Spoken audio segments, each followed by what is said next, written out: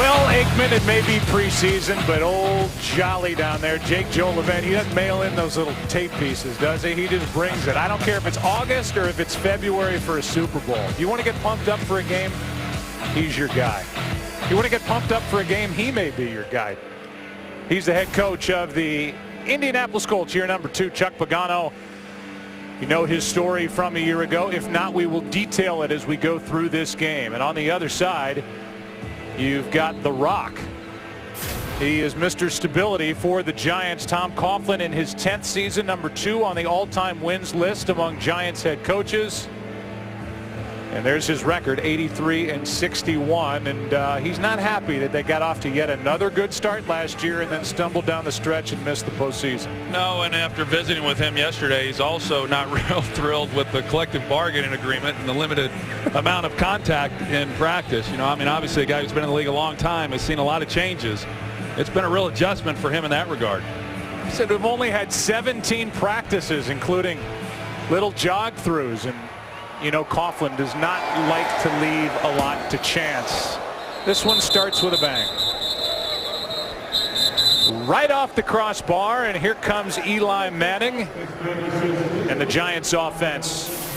Eli, 86 wins with Tom Coughlin. He's the Giants all-time leader with 211 touchdown passes. There's his year last year was not a great year. He wants to get back to what he did down the stretch 2 seasons ago when the Giants won it all. He also wants to see what Hakeem Nicks has on the outside, battling injuries last year and again during camp. This one starts with the second-year back, David Wilson. No more Ahmad Bradshaw. He's with the Colts. And so it's David Wilson's job now at running back for the Giants. Here are some of the guys to watch in this game tonight and really this season. Justin Pugh on the far end. He's their first-round pick. Tackle Andre Brown, David Wilson, the 2 primary running backs, and then Nicks and Randall. And they really like Ruben Randall here with the Giants. Well, he got a lot of opportunities to get work in with Victor Cruz holding out and then Hakeem Nicks being injured. A little delay on the handoff, and it's Wilson out to the 45, and a good start for the ground game for the Giants. A 20-yard carry tackled by Walden, and Wilson gets up, pumped up. It's just a power play. You're going to see the fullback lead the way, and then David Wilson just does an excellent job of being able to find the hole within the line of scrimmage. You see the feet that he has. He has tremendous quickness, and they're expecting a lot of big things from him, obviously, with the absence now of Ahmad Bradshaw. They're trying to figure out whether it's going to be him or Andre Brown that carries the load for this offense. First throw of the night. Manning has all day. He goes for Cruz downfield and incomplete. And they're going to throw a flag. Contact was made, and it was Greg Toller, first-year Colt. And it is going to be pass interference. That's the indication against Indianapolis. Well, you see Eli Manning in the pocket, and he holds it, you know, just a tick too long, and so he's not quite able to get this ball out there pass because Victor Cruz was behind the defense. 41. The ball is placed at the spot of the foul. First down. They called it against Bethea, but it was Toller who got his body right here into the back of Victor Cruz, and it's a 39-yard penalty. Well, you saw Eli, he just held it a second longer because he wanted to make sure that Antoine Bethea, the safety, was biting and that Cruz was going to get in behind him. That's why the ball was somewhat underthrown, but they still get the yardage because of the pass interference. Meanwhile, starting center David Boss just limped off the field after that play. So Jim Cordell is in at center, and a handoff is to Wilson running left. And Wilson picks up 3. Walden on the stop, and let's go back to that pass interference play, and that's something that no team wants to see in a preseason game. Well, not with your starting center, and he's been a little bit of a concern, you know, coming into this season. As you see, he gets left knee as he reaches for it. He had a number of surgeries this offseason, multiple surgeries. He wouldn't really clarify exactly what all he had done. He said it was a tune-up on his body, but you know, obviously he came out of last year very banged up. Actually sounds pretty good.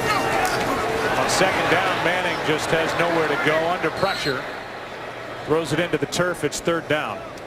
Next, the closest one to it. Now we look at Indianapolis, and new faces defensively. Franklin up front. Ricky Jean-Francois, former 49er. Eric Walden is a former Green Bay Packer. And then you've got the young high draft pick, first round out of Florida State, Bjorn Werner, who's going to back up Robert Mathis as a pass rusher for this Colts defense. 3rd and 7.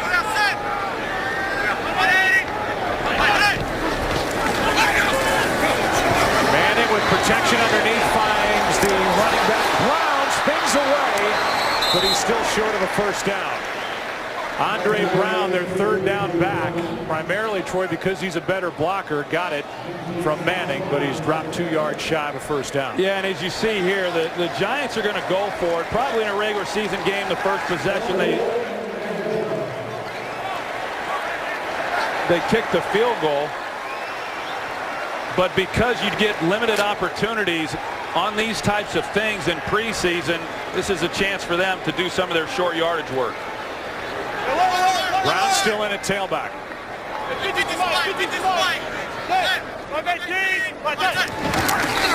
And he gets it running left.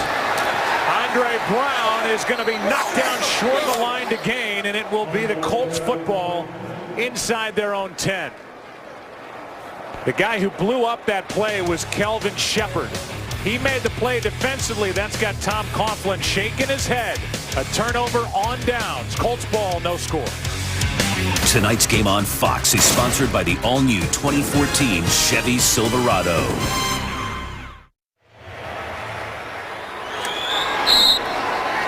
Well, whether you're looking at the skyline of New York City or David Boss limping off, we welcome you back inside the stadium in East Rutherford as a handoff to Vic Ballard and loses a yard. And we'll go back to the injury, then we'll talk about Indianapolis, but this could be a big loss as you look at 64, and that looks terrible. Yeah, initially, the way he reached down and grabbed his knee, Joe, it looked like it was a knee injury, but clearly he gets rolled up there on the left ankle, and it did not look good. But as we showed, he did walk off the field, and sometimes you don't know even with that, but for an ankle injury, that would appear to be a good sign. So now 2nd down and 11. They fake the handoff. Luck rolls out, throws across his body. A dangerous throw for Fleener. And the pass is broken up and nearly picked off. Tell you, it was a risky throw, Joe, but I have been really impressed with the job Andrew Luck does when he rolls out to his left and his ability to square his shoulders up to the line of scrimmage. He delivers a ball that should have been caught by Fleener. Fleener, coming off of a concussion, did not play last week, but as tight a window as that was, that should have been caught for a first down. Can you describe to somebody like me that hasn't played in the league how hard that throw just was, how good that throw was? It was an excellent throw, and that's one area. I mean, now that was a drop, but when you say how can he get better, he'll get better this year completing more passes. Here is a handoff. That's Ballard, and Ballard has nowhere to go, and he gets smoked inside the 5, a loss of 1. Well, Fleener dropped a couple of balls in the preseason opener, and he dropped what could have been and should have been probably a sure first down on that drive, and in the end it's 3 and out. Well, Pep Hamilton, he cannot be happy because they came into this game, they wanted to be able to run the football. They tried twice, they get no yardage. Defensively, however, for the Giants, an outstanding job. Matthias Kiwanuka, he blows it up on first down, and that last play, Colin Jenkins, the free agent acquisition out of Philadelphia. McAfee hits it. Hosley is waiting for it, and from about the 40, will cross midfield. So the Giants, who had a pretty good first drive, get it for the 2nd time. An 11-yard return by Hosley, and New York starts at the Indy 49. No score. Tonight's game on Fox is sponsored by Bud Light. It's the sure sign of a good time. Here we go. Beautiful night. And it's preseason football on Fox. No score, 2nd possession for the Giants. It starts in Colts territory at the 49.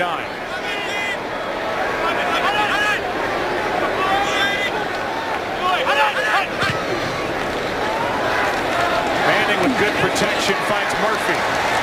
And Murphy will pick up 9. Let's go down to the field and Pam Oliver. Well, Joe, Giant center David Boss, he went into the locker room for x-rays on his knee. He's had a host of injuries and the Giants have their fingers crossed on this one that it's not too severe. Back to you. Yeah, well, Jim Cordell has already taken over at center, and Boss, who is in his 3rd year here with the Giants, goes down early in this one. Giants just have to hope it's nothing severe. 2nd down and 1. Here's Wilson.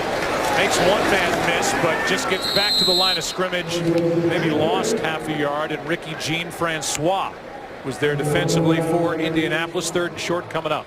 And you talk about this Colts defense and offense as well, and what the objective was coming in. And what they really wanted to do was they wanted to get more physical. They wanted to get bigger in the trenches, and general manager Ryan Grigson, who really did an outstanding job last year bringing in some young players in that draft that contributed, and was able to go out and sign a couple of guys and really help try to solidify this defensive front so they can be better holding up against some of these running teams.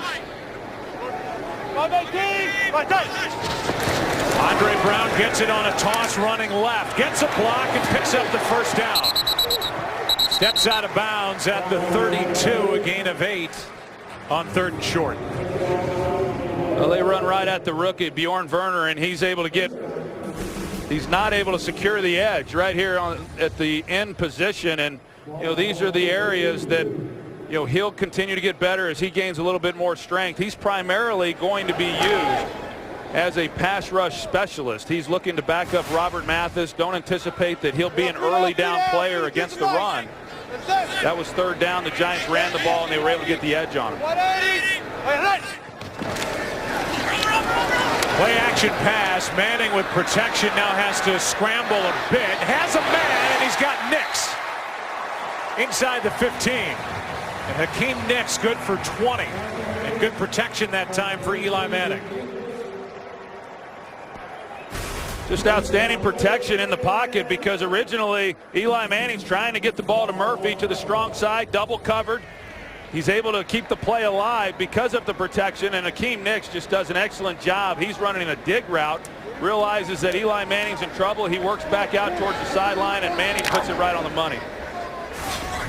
Play clock at 8.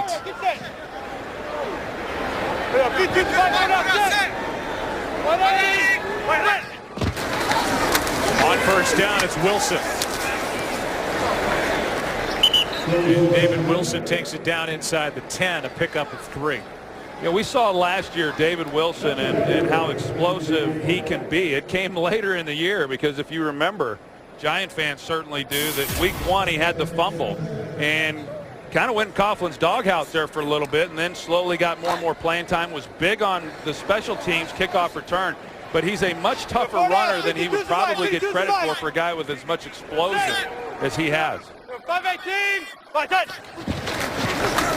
gets it running left.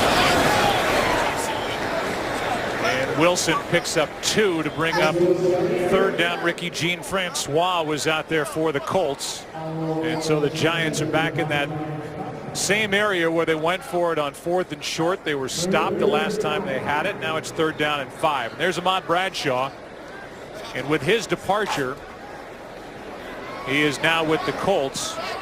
The Giants do not have a ton of experience or total rushing yards in careers in their backfield here in 2013.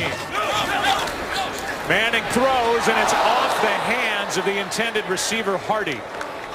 A chance for the first-year player out of the Citadel, Kevin Hardy. And he has a glance off his hands to bring up 4th down. Yeah, they have a chance. They go with a bunch set, 3 receivers to one side, and Eli leads him out of that break perfectly, and just a ball that Hardy just wasn't able to handle. 25-yard field goal try coming from Josh Brown. So Lawrence Tynes, who maybe is a guy who didn't have the biggest leg, but certainly had a dependable leg, and a guy that kicked some big field goals getting these Giants into the Super Bowl, is gone. Now it's Josh Brown. Former Seahawk and Ram knocks it through in the first points of the night. They belong to the Giants. And a nice embrace between Tom Coughlin and his former running back and a leader on this Giants team, Ahmad Bradshaw, before the game. Tonight's game on Fox is sponsored by the all-new 2014 Chevy Silverado and by Pizza Hut. Make it great. Nice sized crowd here on the 18th of August. It's week number 2 in the preseason for these two teams. Brown kicks it away with Vaughn waiting for it. He'll bring it out. Why not? Get a chance to show what you can do. Cassius Vaughn gets to the 20 and then he fumbles. Got flipped over backward. The ball came out. Aaron Ross was down there delivering a hit. But it stays with Indianapolis. And they will mark it down inside the 20. Another look at Andrew Luck and the offense for the Colts when we come back. 3 and out, first time they had it. Second possession for the Colts, and more time to talk about Luck.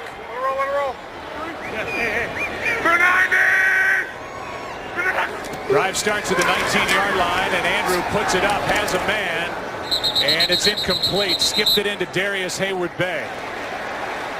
And Darius Hayward-Bay, who is in his first year, former Oakland Raider, did not secure that ball as it skipped in from Luck. And let's talk about this guy. Well, you see right there the amount of times he got hit last year, more than anybody in football. And as I was talking a little bit earlier, this was a guy who in college completed 71% of his passes. Last year, as great a year as that was, he completed just 54%, and that's really because he was under so much duress. He's only going to get better as he gets more and more protection, and I couldn't be more impressed with this young man. Blitz coming off the edge. Colts pick it up. Hilton downfield. Incomplete. Amukamura on the coverage. And it's 3rd and 10 coming up. How about some burning questions for the Colts as we go into the season? More pep in their offense. First-year coordinator Pep Hamilton wants to run it more. Protection for Luck. He got hit way too much. For as good as he is and as valuable as he is last year, and more defensive production for this team that went 11-5 and lost in the playoffs to the eventual champion Ravens. It was interesting. The relationship between Pep Hamilton and Andrew Luck goes back to Stanford, and so in just his second year, Andrew Luck was the elder statesman in terms of installing the offense. On 3rd down, blitz coming. Luck gets away from it, finds his man, has got a first down. And that's Hayward-Bay, who will take it across the 30. A 15-yard completion from Luck. Well, and Vic Ballard, this is what they're looking for. Vic Ballard, as you're going to see, he starts inside, which is what you're supposed to do. Secure the inside, realizes it's handled, he pops back out, and he makes a good block then on a blitzing linebacker that affords Andrew Luck some time to step up in the pocket. Great presence there by Andrew Luck, and delivering an excellent pass. You heard Brian Urlacher in our short pregame talk about the size of Luck. 6'4", 239, like a linebacker. Quick throw, and that's Hayward-Bay again. And he shows the moves and some speed. Picks up 9.5. Rivers out there to make the stop. We'll show you some of the players to watch, but it's a guy that size. Talking about Andrew Luck with the footwork that Andrew Luck has, and I know that's what stands out on tape to you. Well, I think that playing quarterback, really, you know, you've got to have an arm, you've got to have intelligence, you've got to have a lot of things in order to make it work. But a big part of having success within the pocket is you got to have great balance, and Pep Hamilton stresses that. And watching these young quarterbacks, I think fundamentally speaking, technically wise, I think Andrew Luck is as good as there is. See who's guilty of initiating that jump. Here's Ed Encroachment Hockenman. defense, number 97. 5-yard penalty results in a first down. Linval Joseph is guilty, and that is a first down by penalty. Sean Rogers came across as well. You know, the other thing I'd say, Joe, is for the Colts offensively, I know that they'd like to run the ball more, but I don't think they're going to go as far as Andrew Luck allows them to go. I don't think it's so much about running the ball more. They were not that far off from being about the league average. They just have to run it better when they do. Pass is caught by Reggie Wayne.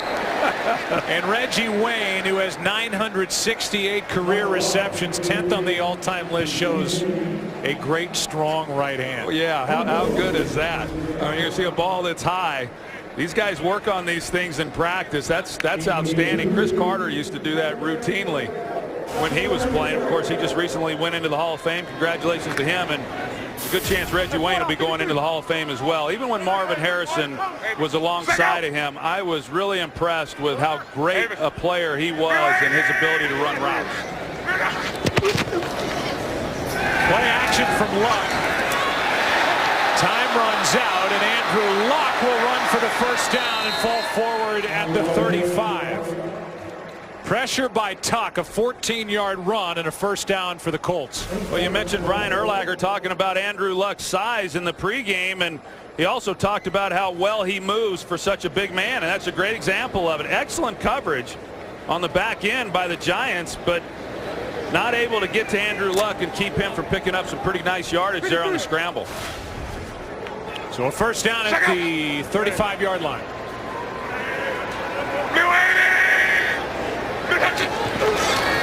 Quick setup and throw, Hayward Bay on the edge, and Amukamura makes the play, dragging him down after a gain of 7. Here's Pam Oliver with a report on Victor Cruz. Pam. That's right, Joe. The Giants have another offensive player who is in trouble. Now it's Victor Cruz. He's went back to the locker room. He has since come back out. He had x-rays on his foot. He's out of uniform at this point, not coming back into the game. Not what the Giants wanted to hear. No, so now it's his foot. They lost David Boss, their center, with a knee on the second play. It didn't look like there was any contact. Luck it's in the air and caught for the touchdown by Reggie Wayne.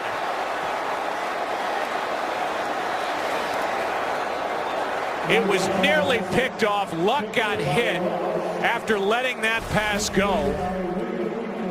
And the pass was nearly intercepted. There's Luck going down.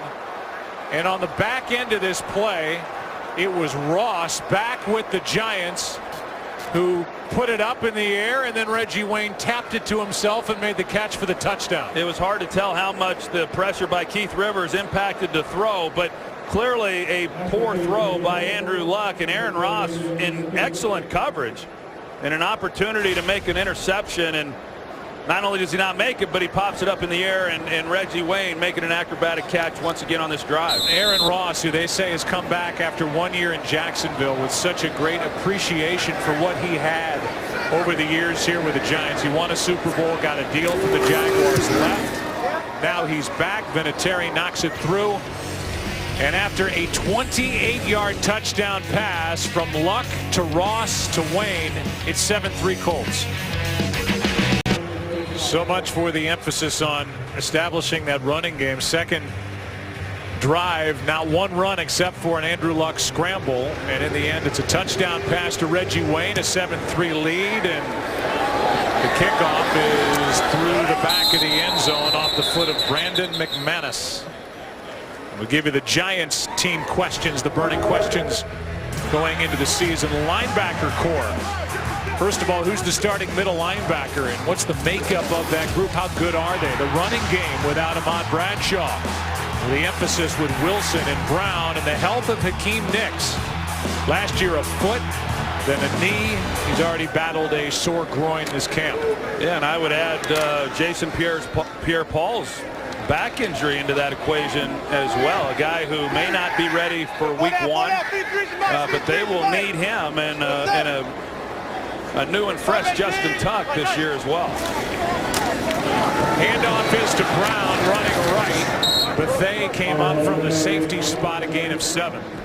You know, the other spot that was a question mark coming into camp was right tackle and David Deal, and of course they drafted, as we talked about in the first round, Justin Pugh. And David Deal spent this offseason and got himself into the best shape he's been in probably in the last 10 years. He lost 10 pounds, credits it to juicing throughout the offseason at Juice Press, and the great job that he was doing this offseason has prepared him for this training camp, and he's been able to hold off a guy who's missed a lot of time in Justin Pugh. Here's Brown. He's going to be about a yard shy of a first down. You into that juicing stuff? That good for you? That's the new craze, yeah, and it's working for him. It's working for David Deal. I mean, up-tempo offense. Giants want to use some of this tonight, and they employ it here in the third possession, 3rd and 1. Yeah, what did Tom Coughlin say they call this offense? The mock offense. Diamond, 41 to Mike, 7. Omaha, set. Well, they got to the line fast, but took them a while to snap it. It's picked. Intercepted by Toller. And Greg Toller, in his first year with the Colts, the former Cardinal, with a pass intended for Nix, made a nice interception. The turnover from Manning, and the Colts, after the touchdown, get it right back. Well, you're going to see the spacing between these receivers, and Brandon Myers gets pushed out, and you see you got two guys, receivers, essentially running in the same spot. That confuses everything then from the look for the quarterback, and Toller's able to come underneath that throw and does an excellent job. Of course, he got called, or he didn't get called, but he got beat earlier on that first possession by the Giants. But a guy who has had an excellent camp, and I know Chuck Pagano is really excited about Greg Toller taking over that cornerback position opposite Avonte Davis. So more luck. Handoff is to Ballard. And Vic Ballard, who will share the carries with Ahmad Bradshaw when he's healthy, coming back from foot surgery, and Donald Brown picks up 4. With a minute left in the opening quarter, the Colts here, who did not play well and did not make their owner very happy week 1 of the preseason. They had a 7-3 lead. Now it's 2nd and 6. Here is Ballard again, pushing the pile over the left side. 3rd and short coming up. The owner is Jim Irsay, and here is his tweet after the game. And if you want to follow him, it's at Jim Irsay. You'll get nuggets like this. Many starters played briefly or were nursing little injuries, but it was a performance. My apologies. My Commanders got an earful from me. I remember he was tweeting during the entire Peyton Manning, situation on what was going to happen there. He's got to be the most active owner in all of sports on Twitter. I'm not following him, but I'm about to. Okay. Final seconds of the opening quarter, 3rd down for the Colts, and it's batted down. And it was Tuck that got up and knocked it away. And with 1 second left, we're going to see a long field goal attempt by Adam Vinatieri.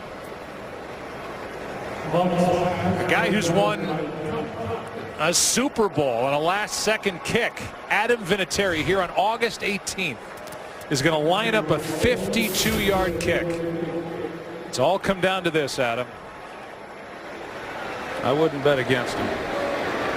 He's money. He's money. Don't ever bet against Adam Vinatieri. Never. The 10-3 game. It's also the end of the first quarter here in Jersey. Back after this from your local Fox station. Second quarter begins here in New Jersey. A 4-play drive. Covered a whopping 7 yards after the Toller interception. A minute 25 off the clock. So far, Luck 5 of 9, 61 yards. A touchdown, no picks. That could be reversed, but a deflection turned into a touchdown. And Eli Manning 3 of 6, 35 yards, no touchdowns, 1 pick. And the word on Victor Cruz is a bruised heel. X-rays are negative, a bruised heel, so that's good news for Victor and the Giants. Victor signing that 6-year extension, $45 million, at a 57-yard touchdown against Pittsburgh week 1. And he has had the most productive 2-year span in the history of the Giants organization from the wide receiver position. McManus kicks it. Michael Cox takes a knee, and Eli Manning will work into the second quarter at the very least here tonight, down by 7, and we go down to Pam Oliver. Pam. Hey, Joe, more good news for the Giants center, David Boss. He has a sprained knee, but X-rays were negative. Back to you. All right, so there you go. Knee for Boss, a heel for Cruz, and obviously hoping that those two are short-term issues. First down for the Giants at the 20. Pressure from Walden, and down Eric Walden, who is going to provide pressure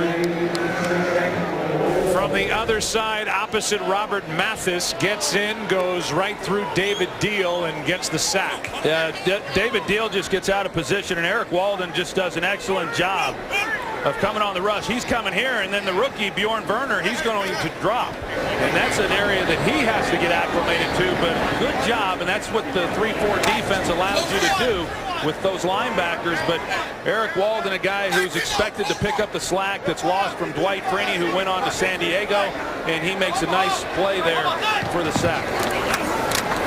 Handoff is to Brown, and Andre Brown, after that loss of 13 yards on the sack, takes it to the 10, a gain of 3. I think defensively, you know, you look at what's happened here in this first quarter and now into the second quarter, the Giants have moved the football, but 2 trips inside the red zone, and they only give up, the Colts only give up 3 points, and then on the third defensive possession they get the interception, and here they are on their 4th defensive possession holding the Giants to a 3rd and long situation. It is 3rd and 20.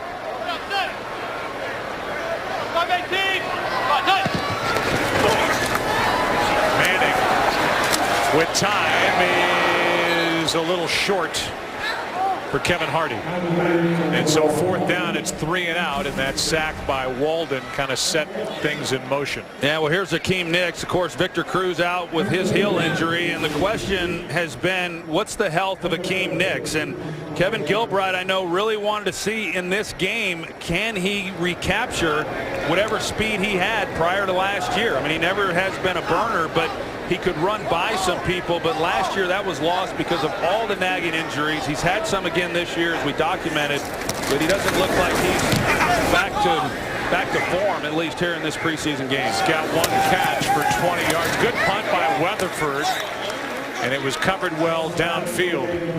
54-yard punt, good coverage by Jaron Hosley for the Giants. Here comes Luck back to work, up 7. Tonight's game is sponsored by Mazda. We believe if it's not worth driving, it's not worth building. And by Geico. 15 minutes could save you 15% or more on car insurance. In 2011, Indianapolis had a 2-14 record, which was tied for the worst in the NFL, so they had the chance to draft Andrew Luck. Last year, they go 11-5. They get into the playoffs. It's year 2. Easy, kill. Hey, 53. 95. Blue 80. Donald Brown now in the backfield. Here's Reggie Wayne, and he makes the catch in front of Aaron Ross. They're going to throw a flag after a completion of 6 yards.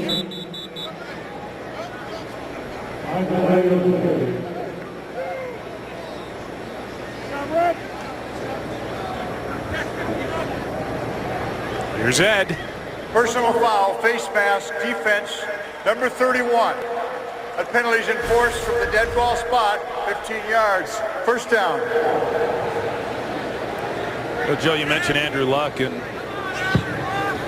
as good a year as he had going into the season, you know, of course, everyone was talking about him, and then Robert Griffin III there in Washington, and most everybody felt that RG3 had the opportunity to have the most success because of the supporting cast. And, you know, really, Andrew Luck, although he gets recognized for a great year, I don't know that he gets the appreciation for just how good he really was. Here's Brown.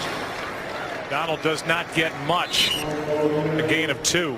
More on that in a second. From America's #1 pregame show comes the all-new Fox Football Daily, featuring an all-star lineup of experts and NFL legends. You can get everything you love on Sunday every day of the week. Fox Football Daily premieres tomorrow on America's new sports network, Fox Sports 1. You'll be a part of that. I will. Yeah, look forward to it. Randy Moss's name was not on that graphic, but he will be there tomorrow. We'll talk to Randy in the second half, as well as Brian Urlacher. As the handoff again is to Donald Brown. He takes it to the 35. 3rd down coming up. Jaquan Williams in on the stop. Just to kind of follow up on that thought, and you know, this offense for the Colts last year, over 50% of their yards came from their rookie class offensively. And having said that, they were 9-1 in games decided by 7 points or less. I mean, that's really impressive for such a young group of players And it's not just the offense, the defense is out there as well, but to finish the way they finished. Luck throws, and the pass is caught. That's Hilton. And T.Y. Hilton is out of bounds with a first down, and the second-year receiver showed a lot of adjustment there to make the catch good for 18 yards. Well, it shows the kind of confidence that Luck has in Hilton. He turns that ball loose before Hilton came out of his break. And Hilton is one of those young, talented wide receivers that they're expecting huge things from. As we see Justin Tuck, he goes right through Gosder-Sherilis and puts the hit on Andrew Luck, and I know that this defensive staff has got to be pleased to see that from Tuck. Hilton was the 13th receiver taken in the draft last year. What a rookie season. Here's Brown, nothing. Back to the line of scrimmage. In the end, Hilton, among rookies, was 4th in receptions with 50, 2nd in receiving yards with 861, and 1st in receiving touchdowns with 7. And again, among rookies, was number 1 with over 17 yards per catch. Now the Colts speed things up. This is part of the offenses in today's NFL, and these defenses and the coordinators, they've got to be prepared for it. A lot goes in to getting ready to play against an offense that runs the up-tempo offense. Donald Thomas, the left guard, moved early. False start offense, number 66. 5-yard penalty. Still second down. Thomas, Troy, one of 2 guys brought in by Ryan Grigson, the GM, to try and help shore up that offensive line. He and Sherilis at right tackle to protect Andrew Luck. Yeah, and then they, in the 3rd and the 4th round, they also go with offensive linemen. In the 3rd, they brought in Hugh Thornton. And, you know, Pep Hamilton, having been at Stanford, they're going to use 6 and 7 offensive lineman sets. Think back to San Francisco and some of the things that they do because of Harbaugh and the influence there at Stanford. Expect some of those same things being done here with Indianapolis. Luck will drop it off for Brown, and Donald Brown gets 1 block, lowers his shoulder inside the 20. He was met there by Dan Connor, who got the start at middle linebacker tonight. Connor is in a battle with Mark Herzlich for that middle linebacker spot, and it will bring up 3rd and long after a gain of just 4. Yeah, the linebacker situation for the New York Giants, I know Perry Fewell will say that, hey, I like the group. You know, each guy kind of has the things that they do best, and they're going to interchange a lot of them. They're going to be dependent on a lot of those players. But no one has really jumped up and took a hold of any one of those 3 spots. On 3rd and 11, pass, end zone, Hilton in the corner for the touchdown. Right over Jaron Hosley. Well, Jaron Hosley was in a good position. He's got the sideline, he's got the back line to protect himself, and as he's looking at the quarterback trying to backpedal rather than run, Andrew Luck lays one over his head perfectly for T.Y. Hilton to get it in. And it looked to me like he got both feet in. He maintains possession on the way to the ground, and it's a touchdown. And it just was not very well played there by Hosley. Scoring play, they review it. Clearly his right foot was in. Ruling on the field that it was a touchdown. But they're going to look at it anyway. The catch made, left foot down, right foot gets in, and then it looks like he maintains possession going to the ground. All the elements are there for a touchdown. If it is, it appears to be, it'll be 3 straight scoring drives for the Indianapolis Colts.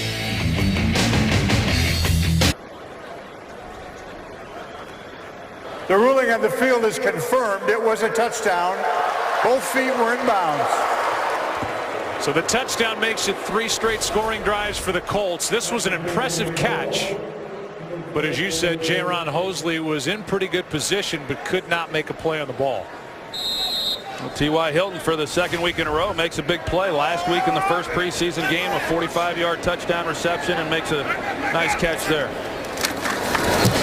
And it's a 17-3 game here at MetLife Stadium. Give you some reactions after the touchdown. Luck, he's had a nice night here tonight in New Jersey. He's not happy. I got circumstances. You guys understand it. I understand. It's hard to beat. My inspiration came week in and week out by just watching you fight and watching you play. And that was better than any medicine the doctors could give me. Thank you so much. Not sure there was a bigger feel-good story in sports last year than that of Chuck Pagano, his life off the field, coming back to this team, the job done by Bruce Arians, leading the Colts in his absence, and now trying to channel some of that emotion from 2012 into 2013. He is an impressive man. As McManus kicks it away, Cox is going to get a chance to return it.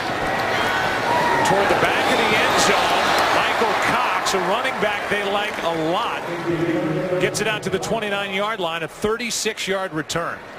To follow up on the Chuck Pagano situation last year, obviously one of the most inspiring stories, not just last year, but in quite some time. And really not only with him, but the way the whole organization handled it. For a guy who had just taken over as the head coach, and young players, a first-year quarterback, and I just thought that it was inspiring the way the whole organization rallied around that. And Bruce Arians, I mean, he had his opportunity then to coach this team for 12 games, did an excellent job. He was coach of the year. Everyone acknowledged that. I just thought it was all very well handled. Manning still in the ball game in the direction of Hakeem Nicks. Incomplete.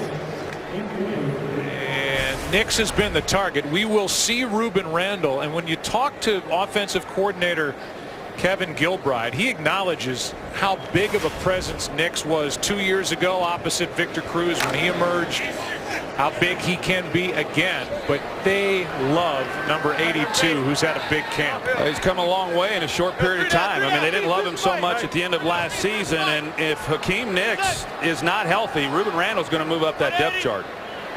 He's at the top of the screen on 2nd and 10. Manning finds Wilson out of the backfield, and David Wilson, nice run for a first down. Good run after the catch. Couple of guys missed.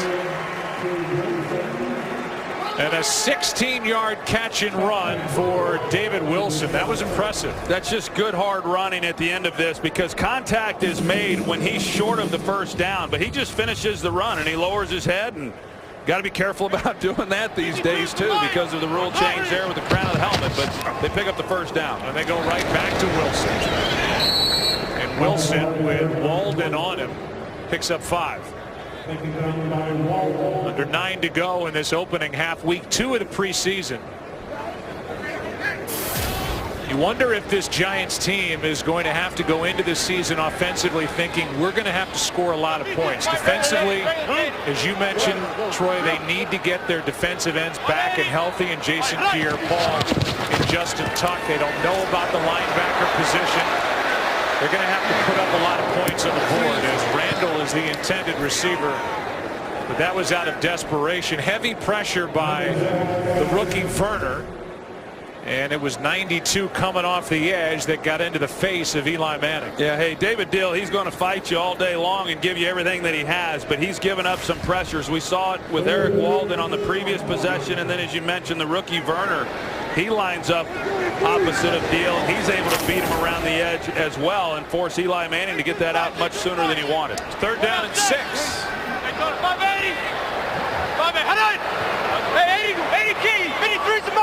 Needs to drink some more juice. Play clock at 1. Manning with time finds Randall. And Ruben Randall takes a seat inside the 40 with a first down.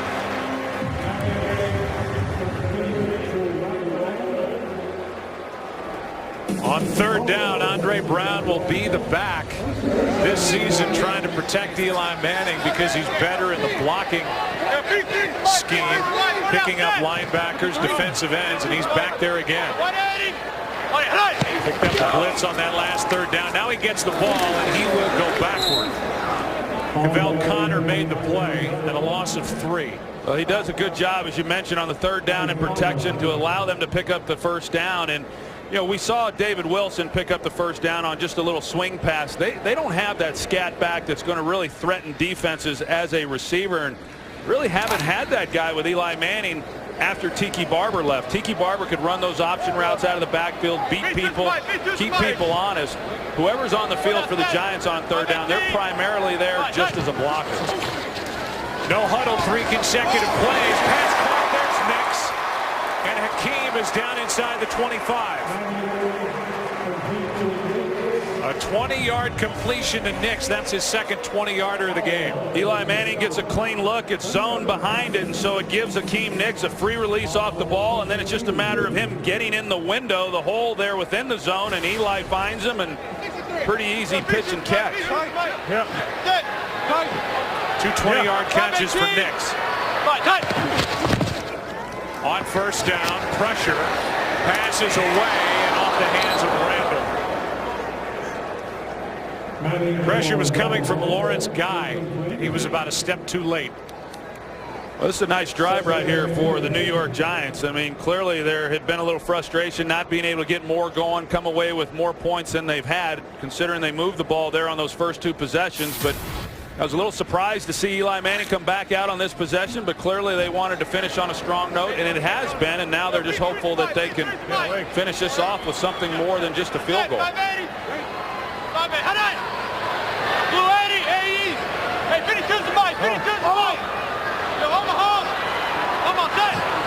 Just got it away. Manning out to his right, has Wilson. Tried to stop before stepping out of bounds, but they're going to rule him out just outside the 17, a gain of 5. This is an excellent job by David Wilson, because this time he does come out of the backfield. He is running an option route, as you're going to see, and he's one-on-one on a linebacker. And he's got to beat that guy, and he should beat that guy all day long. And that's what I was talking about a little bit earlier. They didn't really feel like they've had a guy like that, but I will tell you, that was good stuff right there. And if he can continue to do that and be a blocker in third down, that's going to add a real weapon to this arsenal for the Giants. Manning has the tight end. Pass is caught by Barton. So that's the big-bodied wide receiver who's kind of a tweener. Been here for 5 years, 6'6", 224. And they're going to mark him down about a yard, maybe even less than a yard, shy of a first down. And with that, Tom Coughlin is begging for a measurement, and he's going to get it to stop the clock with 5:38 remaining. But immediately, Ed Hockley said 4th down. So he's short. Question is by how much? That much.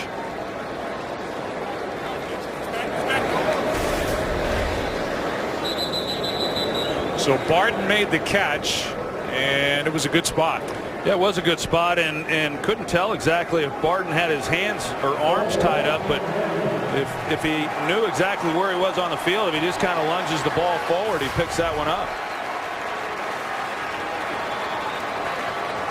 So for the second time, the Giants are going to go for it. This time 4th and inches, and Andre Brown comes in, the bigger of the 2 backs.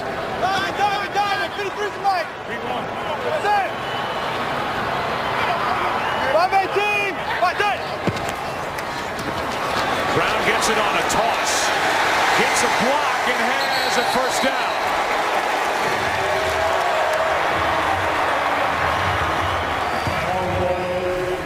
A gain of 8, and he got a good block from Bear Pasco out on the edge. Yeah, he got a convoy out in front of him, and that's just good work. It's good work really for the Colts as well as the Giants. You can't get enough reps in practice in live scrimmages in goal line and short yardage situations like that, so not surprised at all that they go for it once again, and the Giants able to pick up the first down. So 1st and goal from the 5. Wilson back in.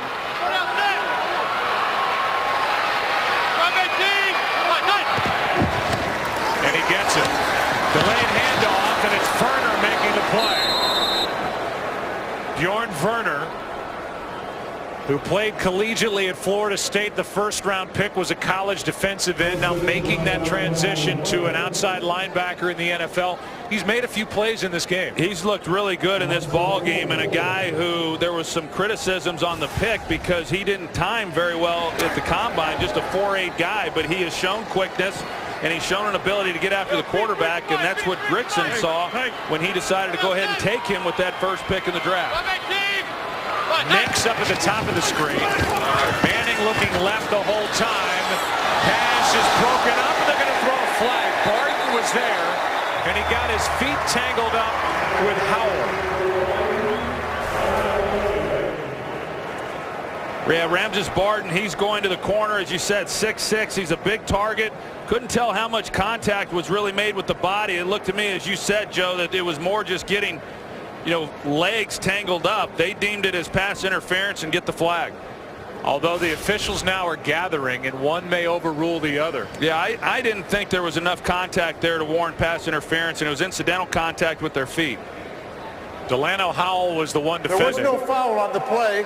Both players were playing the ball, and the feet were tangled, which is incidental contact because they were both going for the ball. It's third down. So now 3rd and goal. And Howell says, thank you very much. I'm trying to make a roster. Please pick up that flag, and they did. Yeah, he's a guy who there was 91 defensive snaps last week, and he played every single one of them and did a nice job. But he was able to bounce back from that effort, and he's been around the ball some here tonight too. On 3rd down, Manning was behind his new tight end Brandon Myers.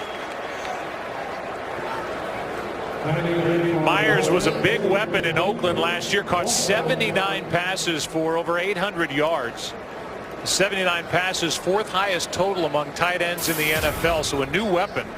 And yet another primary tight end for Eli Manning. That's 4 different guys, 4 straight years. Well, if he catches 79 in this offense, that will not be a good thing, because it means that Cruz and Nix aren't on the field enough. But Eli has been awfully good to tight ends, and I expect him to have a good year.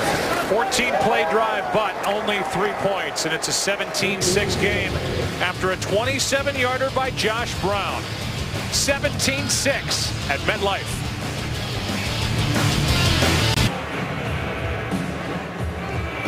$17-6 game with over 4 minutes to play in this opening half. Indianapolis on the road with the lead. The Giants have been inside the Colts 10 3 times, have turned it over once on downs, have 2 field goals, so just 6 points. And this next Colts drive will start at the 20 as Josh Brown knocks it through the back of the end zone.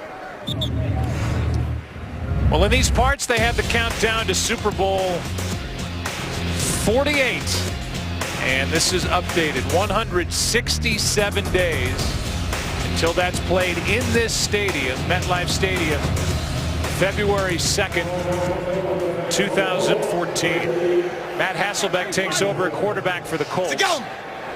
Let it roll, let it roll, let it roll. 15-year pro in the NFL, 37 years old, and a real good influence on Luck and a legit backup. God forbid anything happens to the 2nd-year quarterback, Andrew Luck. Well, yeah, I mean, you're talking about a guy who's played a lot of games in this league, 38 years old, and has been in a Super Bowl. And I think it was a great acquisition, and he's really come in and understands his role in trying to help mentor a young quarterback. Hasselbeck throws behind Brown, but he makes the catch and lunges for a 1st down. We come into this game talking about the run game that they're trying to establish here in Indianapolis, and once again this week they're unable to do that. Andrew Luck had 1 run for 14 yards, which inflates the numbers, but prior to that last run on 1st down here, just 7 carries for 8 yards. So they've still got a lot of work to do to be the type of offense that they want to be. Handoff is to Brown. And there's a nice run, picking up a 1st down across the 45. Getting the running game going obviously does a couple of things. It can help protect Andrew Luck. It gets him, if it's successful, into shorter 3rd down situations. And they're less of a vertical attacking team now under Pep Hamilton than they were under previous coordinator Bruce Arians. Hey, kill. He's fond of calling it the no-coast offense, but it's heavily influenced, the new one, by the West Coast attack. Here's Hasselbeck keeping it after the fake handoff, and around the end he gets it inside Giants territory, picked up 8. Yeah, that comes from upstairs because they're noticing that whenever they run the handoff that Aaron Curry, he's coming down too hard and there's no edge support then. You know, he wants to collapse and then make a play on the backside, and you know, when you're up in the booth and you see that, then you radio down to Pep Hamilton and you make the call and just tell Matt Hasselbeck to hold it, and he gets a nice run. 2 minutes left, first half, here in Jersey. Back after this. Look forward to that. The guys have already figured it out. That looked like Terry, Howie, Michael, and Jimmy. Feet up, kick back, on their phones, just hanging, waiting for halftime. Let's go. 15. 2nd and 1. 59. Hasselbeck keeps it over the middle, and Fleener wasn't looking for the ball. This has not been a good preseason yet for Kobe Fleener. He didn't get his head around, and he dropped one earlier, dropped a couple, including a touchdown pass last week, and this one hits him between the 8 and the 0. Well, it was a 2-man route, so they're trying to do max protect, send 2 guys out. They did a good job, the Giants did, on the outside receiver. Fleener trying to puncture through the middle of that defense. You know, at some point he's trying to navigate defenders. You got to realize there's a clock, and the quarterback can't hold on to it much longer. Now 3rd and short, and it's Brown lowering his head and picking up a first down. So this has been the possession that's featured Donald Brown. We saw more Vic Ballard earlier. Ahmad Bradshaw, who's one of the toughest guys to play in this league over the last 5 or 6 years, is still working his way back from foot surgery. He hopes to play before the end of the preseason. Be a weapon out of the backfield. Brown makes the catch, and then he is knocked down by Tremaine McBride, a gain of just 1. Well, that's why they brought Ahmad Bradshaw in, and if he can do anything like what he did for the New York Giants, he's going to be a great asset. Here's the play by McBride. Colts take a timeout with 1:21 left. The show where sports and entertainment meet has arrived. Crowd Goes Wild premieres tomorrow on America's new sports network, Fox Sports 1. Regis Philbin and the gang have been rehearsing all week, putting their final touches together, all pointing toward their big debut tomorrow at 5 Eastern. Crowd Goes Wild Monday through Friday, all week, every week on FS1. It was an honor and a pleasure to meet Regis Philbin during our football seminar. And you and I were sitting together. We were 1 row away from him, and just his asides. He's when great. People were talking. He is so funny and such a legit sports fan, and he'll be the anchor, the guy bringing that whole group together. So that'll be fun to watch starting tomorrow at 5 Eastern. And now we are waiting for play on 2nd down at 9 with the ball just outside the 41. Hey, 4 down, 55. Rock. 53. Hey, look, hey, we got to go low, 5-3. Go.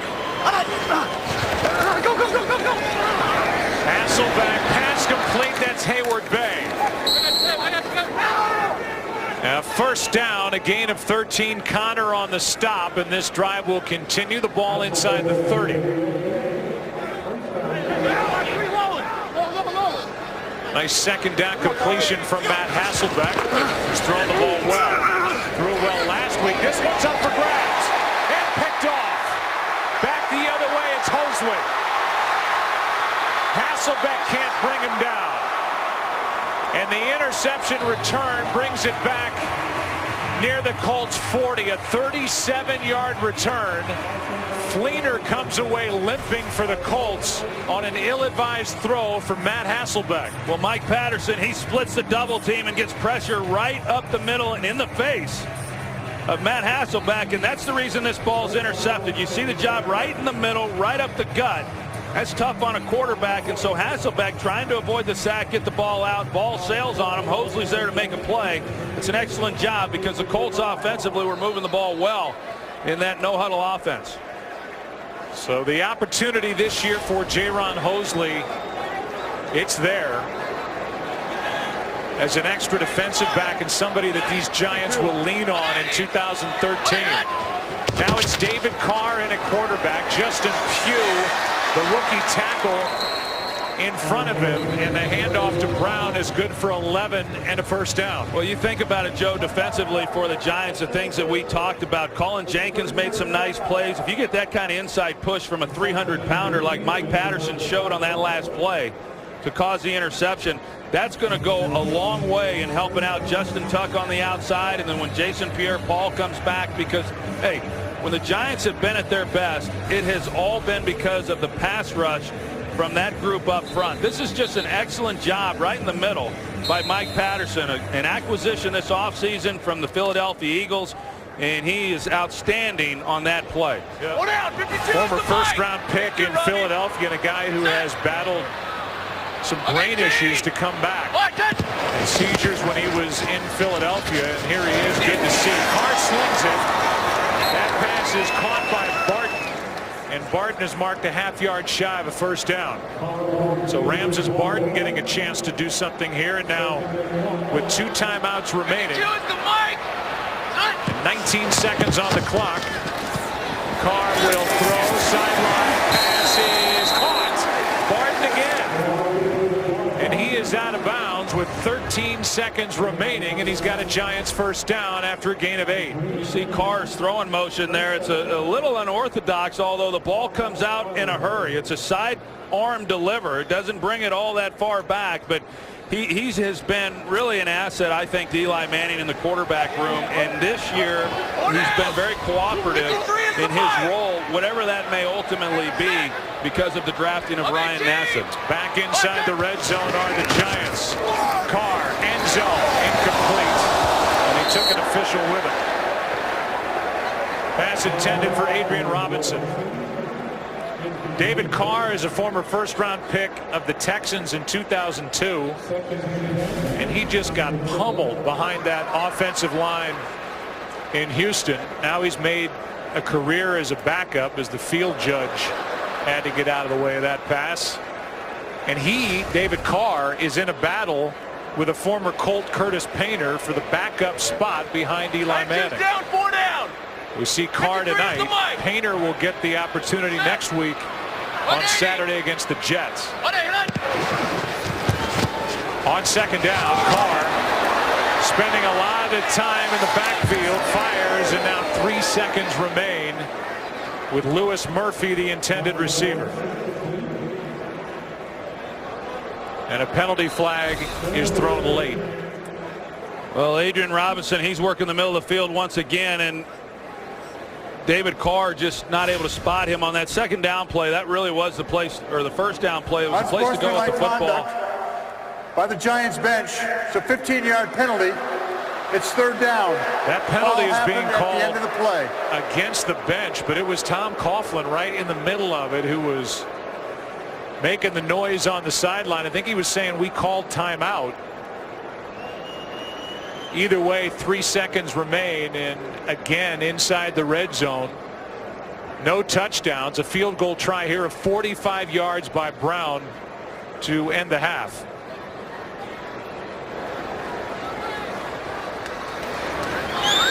So it's the bench, in particular Coughlin, along the sideline who gets the penalty, and the field goal is good of 45 yards. It's a 17-9 game.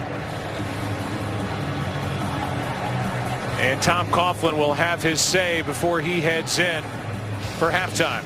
Stay tuned for the halftime report coming up after these messages and a word from your local Fox station. 8-point game at the half at MetLife.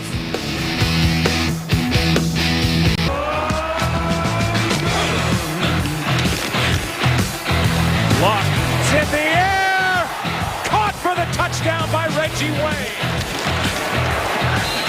Pass, end zone, Hilton in the corner for the touchdown.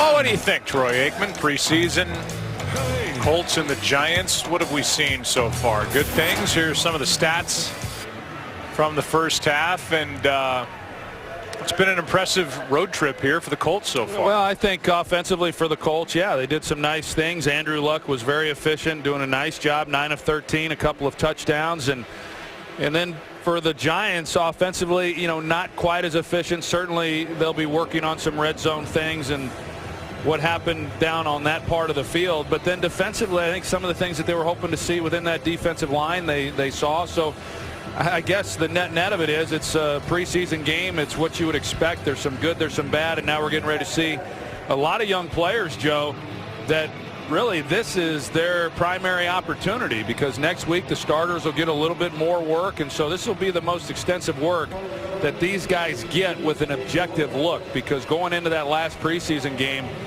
you know, most of the positions are pretty much wrapped up, and coaches, I don't know, they're certainly not evaluating as many positions.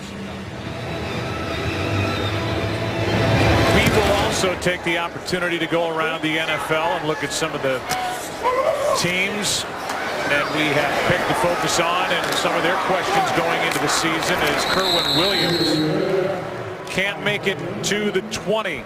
It's the NFL Thank You Fans Initiative. This preseason, each NFL team honored their fans by selecting 90 fans to be on the field for pregame activities.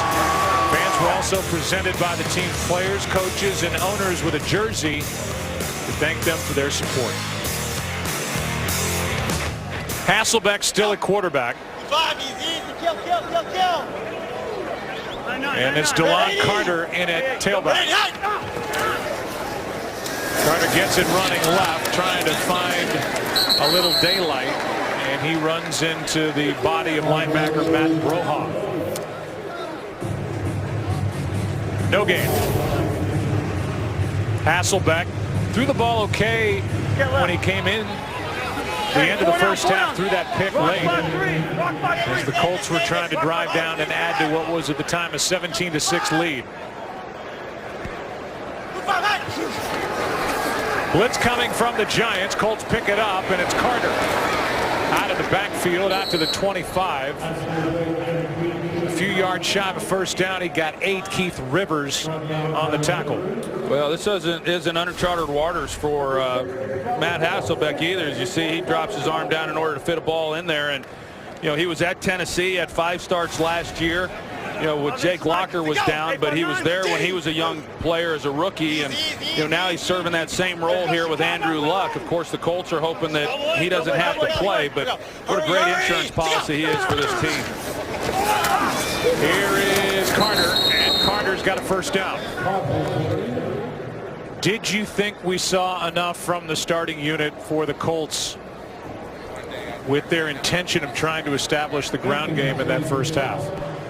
Yeah, I do, and I think it's going to be a work in progress. But, you know, hey, at the end of the day, whether it's the Colts or any other team, they're ultimately going to do what they do best to move the ball. And I understand why they want to have this power running game. I don't know that it's ever going to get to the level that they want it to get, and it's going to be about Andrew Luck. Carter hesitated, then got popped after he got through the line of scrimmage. A gain of 4. Jaquan Williams on the hit. You know, which really isn't a bad thing either, Joe. I mean, I know Chuck Pagano coming from Baltimore and what they like to do and their style of offense, and you look at last year's Super Bowl teams, of course, the Ravens winning the Super Bowl and the 49ers, and they really are a physical offensive group. And you kind of wonder, you know, will teams start to trend back towards a more balanced offense? Because there's no doubt it has been a 7-on-7 league for a number of years now. Hasselbeck with time throws out of the reach of Sampson. Lanier Sampson was working against Hosley, and on second down was open, but Hasselbeck could not connect. So 3rd and 6 coming up. So we'll see names like Nathan Palmer and Sambrano and Sampson. 4 down. Saw a couple of nice 18-yard catches from T.Y. Hilton in that first half, including a touchdown. Hey, let it roll. Hey, Astro. We're good. Same thing, yeah. 3rd down and 6. 4-man rush, and they get home. Hasselbeck is brought down back near the 25. Tratto was there, and and it was Justin who brought him down, a loss of 5 on the sack. Yeah, right in the middle, Marvin Austin, he gets a nice inside push, and then you get a little bit of help from the others that are able to come in and make the play on Hasselbeck. And you know, this is kind of what Matt now has to deal with when you saw some of the guys he's throwing the ball to, some undrafted free agents, and here he is in his 15th season, and you kind of go through some of the growing pains along with these young players. Trantil had a sack last week. He has one here tonight. As Laurent Scott able to corral the punt, break one tackle across the 20. And near the 22. That's where the Giants will have it, down by 8. When we come back, we'll talk to Andrew Luck on the other side. This game is sponsored by Best Buy, America's back-to-school tech fitter. By Papa John's, official pizza sponsor of the NFL. By Fox Sports 1, America's new sports network. And by Geico. 15 minutes could save you 15% or more on car insurance.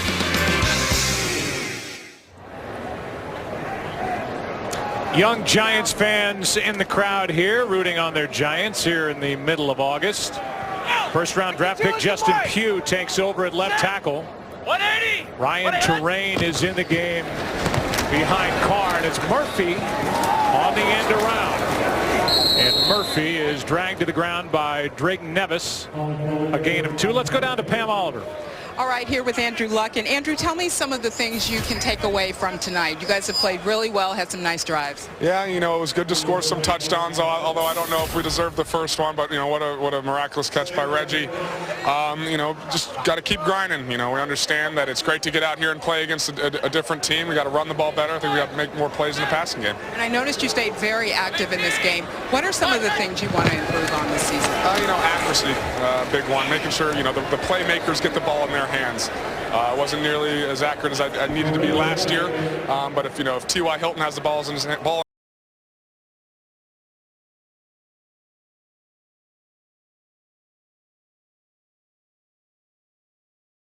How this offense was successful. You know, I don't think it'll take away anything. I think it'll just add. You know, if we can run the ball well as we started doing at the end of the half, I think the passing game will open up. I appreciate it. Yep. And thanks for you guys hitting me in the face with the football. Oh yeah, we apologize on that. We're so sorry. You can't. Hey, Pam, you can't reference that, Pam, and then we leave it out there. We've got. Don't show that. No, I know. Boy, it was nasty. Third down here for the Giants. Randall with a catch. And Reuben Randall's got a first down for New York. A juggling catch. He hung on. And a gain of 6. All right, well, here it is. Backup quarterback.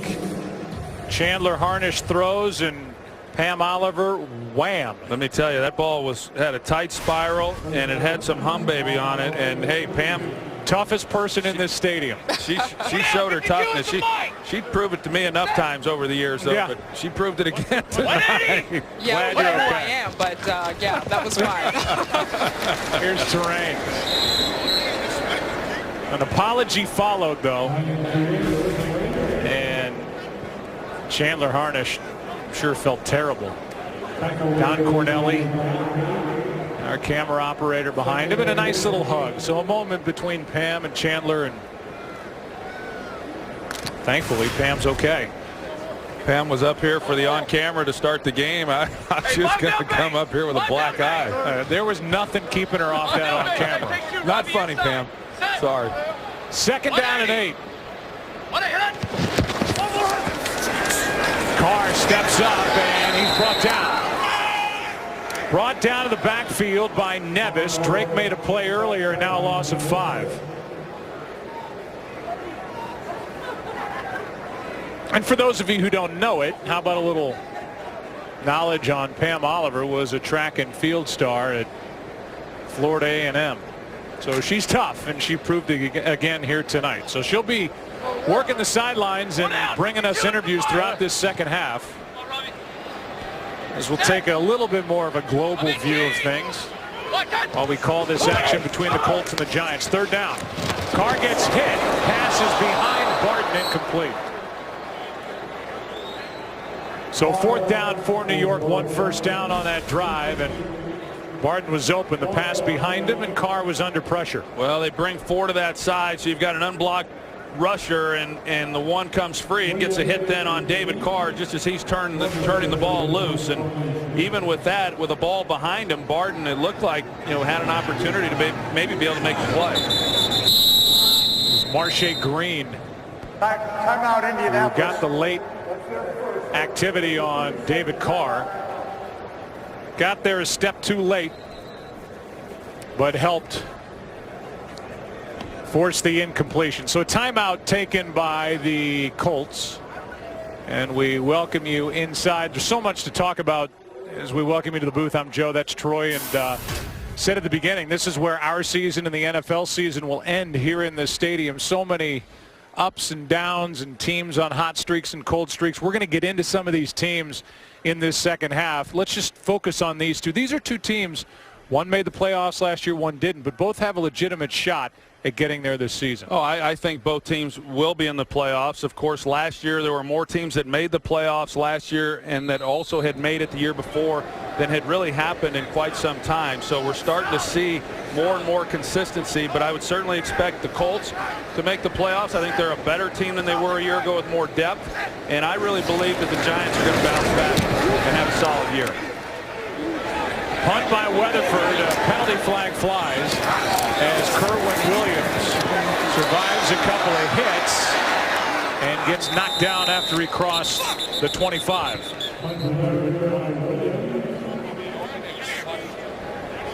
But a flag was thrown early on that punt return by Williams. So we get the call from Ed Hockley, and we will see who is in the huddle for the Colts, if it's Hasselbeck, or if they go to the aforementioned Chandler Harnish. It's Hasselbeck, and he indicates it's against Indianapolis after a 55-yard punt, 14-yard return.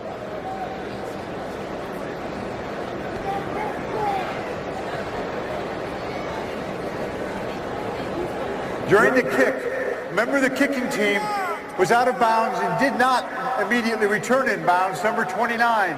That's unsportsmanlike conduct. A 15-yard penalty added to the end of the return. First down.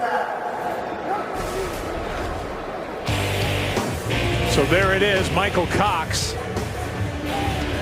took too long out of bounds. Unsportsmanlike conduct. Penalty against the Giants. Colts with the ball.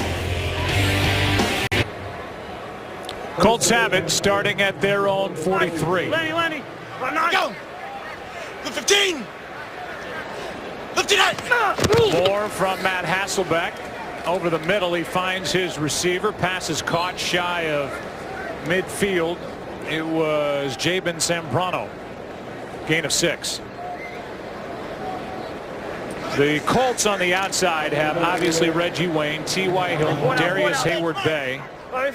They like Levon Brazil, but he's going to be suspended for 4 games at the start of the season because of a drug suspension. And Griff Whalen, who played with luck at Stanford, is not playing in this game as Kerwin Williams bounces it to the outside and has a first down inside the 40.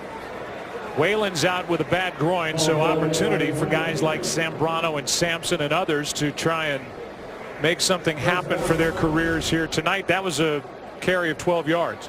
Yeah, it was a good job. It looked like the Giants had him bottled up inside with some good inside movement. He's able to bounce it then to the outside and create something on his own, and that's really what you're looking for, from a lot of these guys, not only offensively and then defensively making things happen, but also then their contributions when they're on special teams. Here's Williams again over the right side, and a small gain of 2.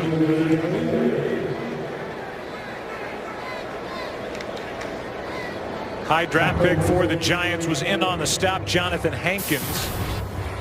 Second-round pick out of Ohio State, and he has been impressive so far up front for the Giants during camp. Yeah, he's another one of those guys that's trying to just shore up the run defense. You know, he along with Mike Patterson and Sean Rogers, and he's a big guy who occupies a lot of space, and they're hoping that he'll be able to keep the linebackers clean. But you know, last year the Giants were not very good against the run, and they're hoping that a guy like him will help. Here's Williams again, a little hesitation. And he's knocked down at the 32. The Giants last year were 25th against the run, and they allowed over 4.5 yards per carry. Here's Hankins on that last play. Yeah, here he gets, you know, moved out of the hole, and you know, and that's one of the things that happens with a lot of these young players, even with his size. You know, he's going to be better next year when he has a chance to really go through a full offseason and a weight program, and that's when those guys really develop the strength that's required, because they don't have any idea what's necessary until they get into that first camp and season and realize how strong these guys are at this level. That was Emmett Cleary who cleared him out. Here is a pass off the hands of Robert Hughes and nearly picked off by Williams. After it went up into the air, it's 4th down and 3.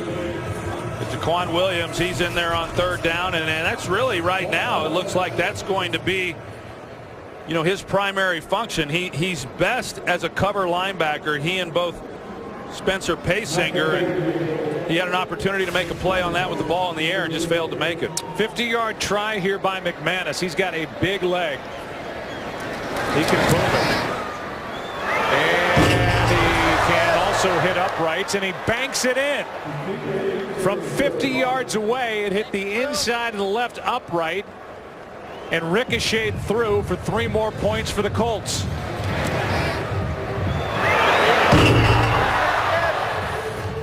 And with that, it's a 20-9 Indianapolis lead.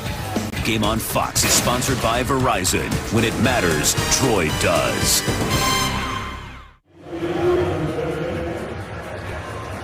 Had some sprinkles earlier. Light shower in the area, but a nice night. Temperature-wise here on the 18th of August. McManus hits it. Hardy on the return. From inside the end zone, and Kevin Hardy can't make the 20. Take a break, come back. See who's a quarterback for the Giants. It'll be Carr, down by 11.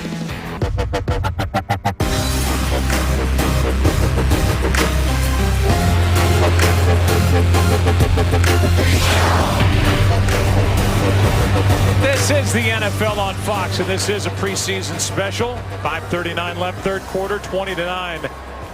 The Colts on top. Eli is long gone in this game, as is Andrew Luck. Belongs to David Carr right now, who is in a battle with Curtis Painter for the backup spot behind Eli Manning. The Giants are in a position where they're likely going to have to keep 3 quarterbacks, which is something Tom Coughlin does not want to do. But Ryan Nassib was a 4th-round draft pick, and because of that, he's going to make this team as he develops. They're going to need somebody behind Eli Manning as a veteran presence in case something happens to Manning. That's Barden on the catch. A gain of 7, 2nd and 3 coming up. There's Painter. Curtis will play next Saturday against the Jets. And a guy who was out of football last year, 0-8 as a starter with these Colts back in 2011 when Peyton Manning went down. Here's Terrain. He's got a 1st down. Out to the 30. Let's look at Green Bay as we start to go around the league and look at some of their team questions coming into 2013. They've got injuries already. Bulaga's out. Jordy Nelson hobbled with a knee. He'll miss the preseason. They no longer have Greg Jennings. He's in Minnesota. And what do they do defensively within that division and then dealing with 2 tough quarterbacks right out of the gate?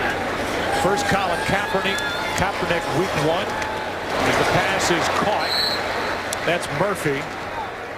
And then RG3 week 2. We were there when Kaepernick went right through them defensively last year in the playoffs. Well, I can assure you the Packers have spent a lot of time this offseason getting ready for the read option, evaluating that film, what went wrong. They, along with every other defense in this league, it's something that every team has to be prepared for. More and more teams are running it, but right out of the gate, the rematch of that divisional game out there at Candlestick. 2nd down and 2. Carr throws, and the pass is broken up. No flags. Barton, the intended receiver. Brian Urlacher, and now, even though we have flag up, there is no flag on the field, so no penalty. We bring in Brian Urlacher. Brian, first of all, welcome to Fox, and I know you'll be a part of Fox Football Daily. Talk to us about trying to stop a quarterback like Kaepernick or RG3 and what that does to your old position, middle linebacker, and other spots. It's just hard, you know, when you got guys athletic that can run like that and also throw the football as well as they do. RG3 throws are great, and so does Kaepernick. We played Kaepernick his first start last year, and he threw it better than he ran against us. You know, he got better running the ball as the season went on, but the option's tough. You know, you got one more guy you have to defend in the box. It's hard to run zone against that. And then, you know, obviously when you play man, you can throw the football as well with the good receivers they have. So it's tough as a defensive player to defend all of that. You are a middle linebacker who could run, but where is predominantly the stress on a defense when you're facing a quarterback like RG3 or Kaepernick? Everywhere.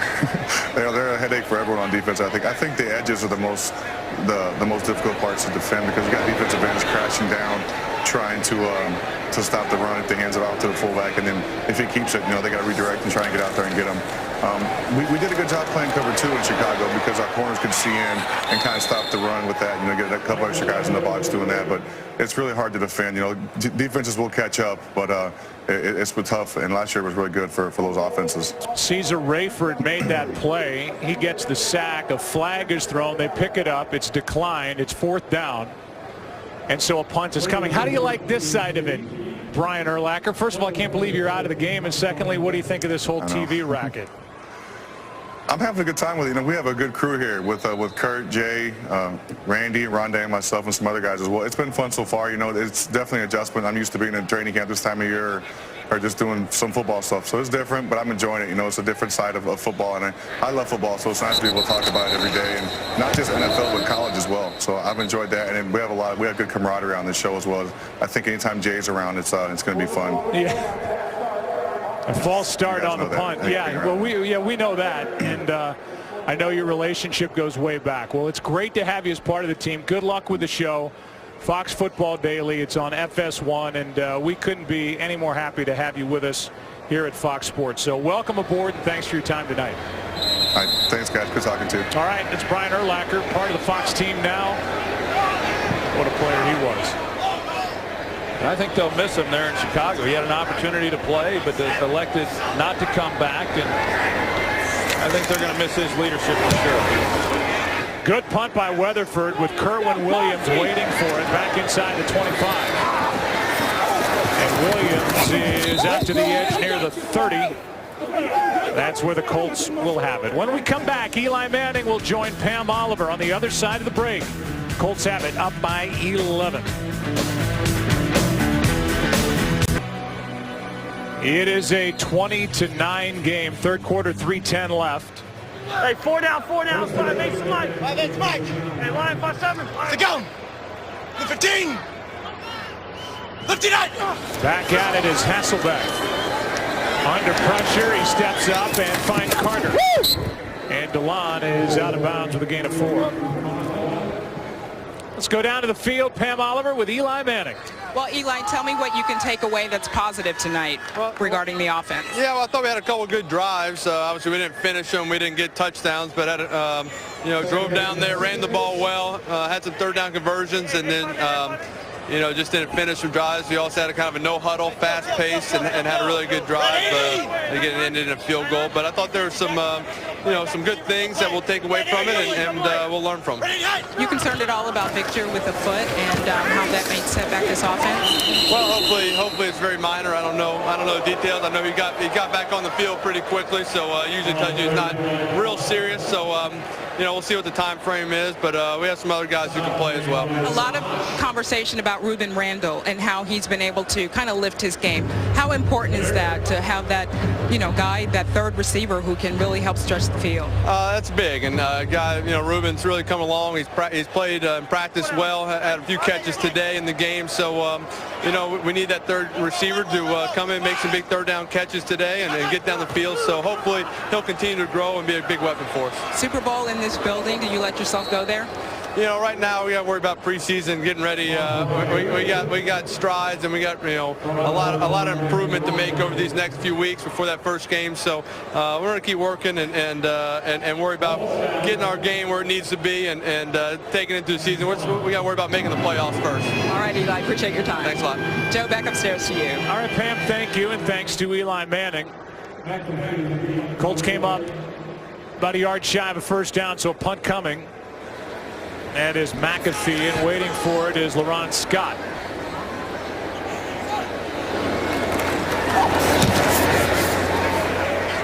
High hanging punt. Scott from the 16. Is out across the 25. A return of 11 yards, a 46-yard punt. And they love him with good reason in these parts. Bill Parcells inducted into the NFL Hall of Fame on August 3rd. His former defensive end George Martin presented him for enshrinement. Certainly nobody more deserving than the great Bill Parcells, and somebody who we've both gotten a chance to know over the years, and I know somebody you would have enjoyed playing for. Yeah, Bill Parcells, I mean, long overdue. I mean, he's been a Hall of Fame coach for quite some time. Great to see him go in, and one of those guys that I would have loved the opportunity to have played for him. Got to know him as a broadcaster when he was coaching. Just a remarkable coach who turned around a lot of franchises and obviously made quite a mark here in New York with these Giants. Marcus Harris made that catch on the throw from David Carr. A 16-yard completion, a first down out at the 43-yard line. In fact, Bill Parcells during the weekend in Canton talked a lot about Tom Coughlin and how he is the right type coach for this city and for this team, and kind of in that same mold. You know that the responsibility is there with Tom Coughlin. Tom Coughlin leaves nothing to chance. He's on top of every piece of this team, and I know that's impressed Bill Parcells. Absolutely. You think about the coaches who coached under him, and they're all like that. I mean, they're all very detail oriented. They don't leave any stone unturned, and that's why so many of these guys have gone on and had great success of their own. That's the end of the third quarter. 2nd and 7 for Tom Coughlin's Giants when we come back. 20-9 is the score. The Colts on top. One more quarter to go.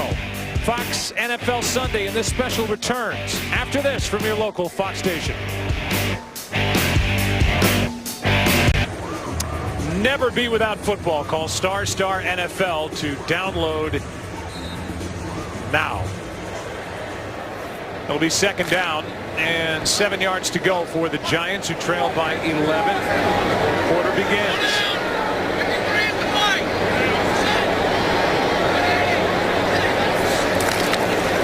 This is Terrain.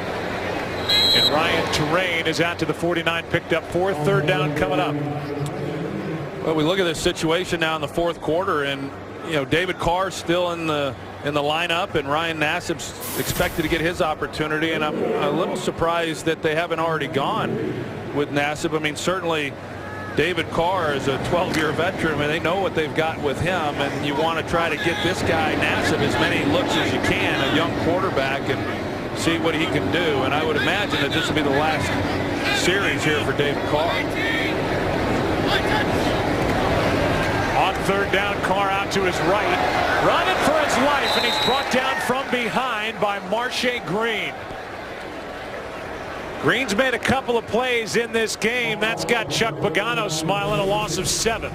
Yeah, Marshae Green, he's going to come off the edge, and as you said, we've seen it now a couple of times. They bring the blitz off the corner, and David Carr, as I said, 12th year, there was a time he probably outruns that. I'm sure a little surprised that he got caught from behind, but a nice job there by the Colts defensively making a stop. It's Green waiting for the punt from Weatherford. And this one off the side of his foot, and it hops out of bounds.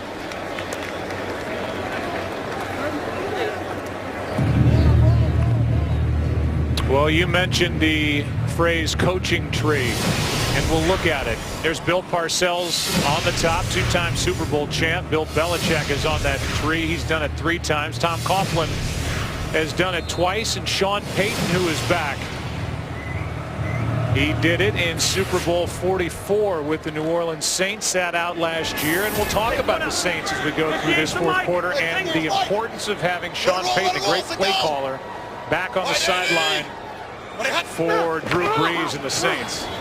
Here's Chandler Harnish into the game, and that one is tipped and nearly picked by Aaron Curry. You know, Bill Parcells, I mean, he was the godfather of that group. I think you'd be hard-pressed if you had the opportunity to talk to each one of those guys that they wouldn't mention, you know, the biggest influence on them was their time with Bill Parcells. I mean, obviously a very tough coach. It's well documented. He was a dictator. He did it his way, especially after his first season in New York when he was able to turn the program around here and go on and win 2 Super Bowls. But he certainly instilled a lot into those coaches that ultimately allowed them to go on and have the success that they've had. That was Tratto who made that last tip on the throw from Harnish. As Kerwin Williams gets it, carries it for 5. So 3rd down for this young quarterback, who was a 7th-round pick in 2012 out of Northern Illinois. So it is his first season. He doesn't go down as a rookie. And he's getting his opportunity here in the fourth quarter. He follows Hasselbeck, who followed Andrew Luck. 3rd and 5.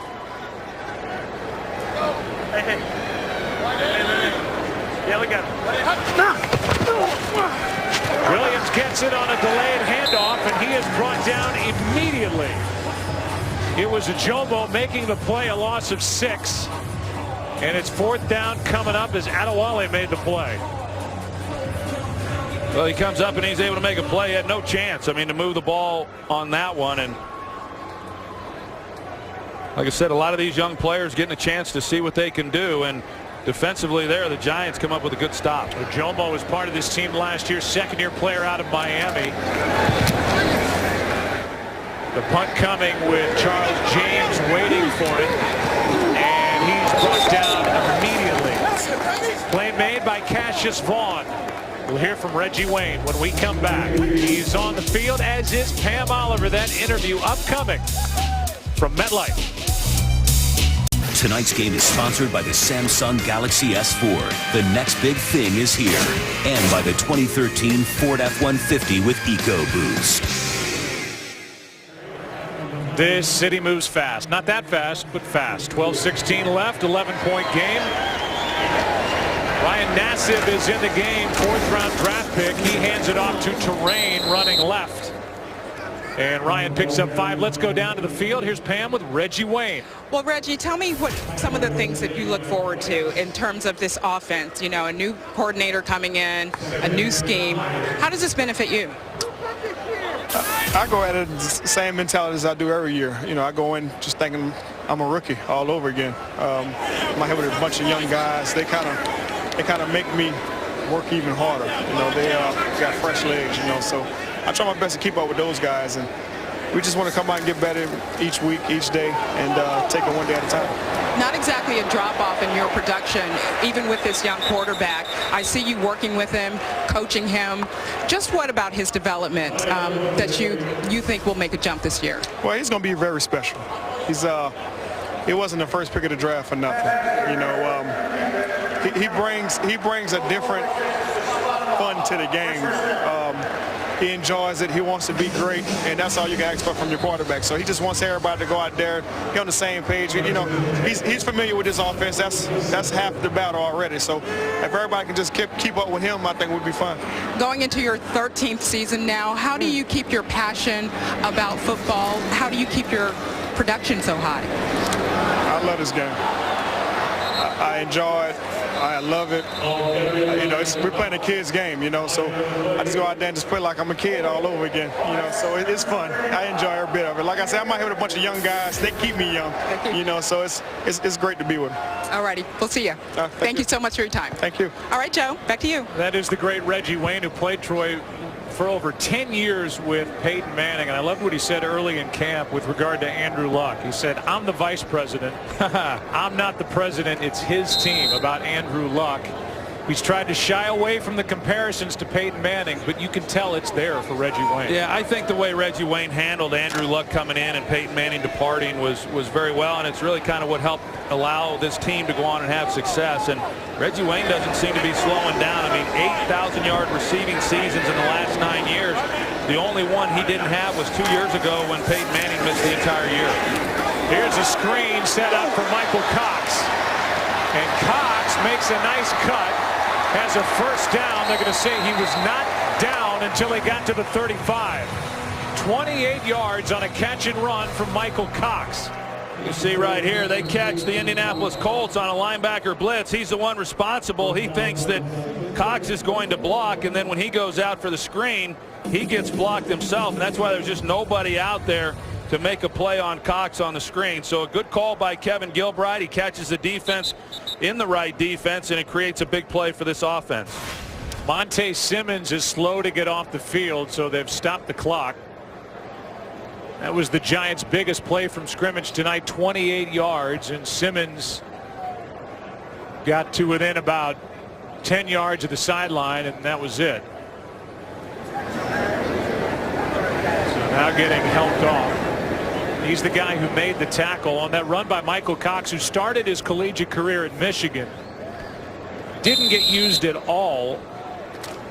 Carried it only 19 times for 169 yards over 3 years. Transferred to UMass and had a big year. 5 rushing touchdowns, 715 yards on less than 200 carries.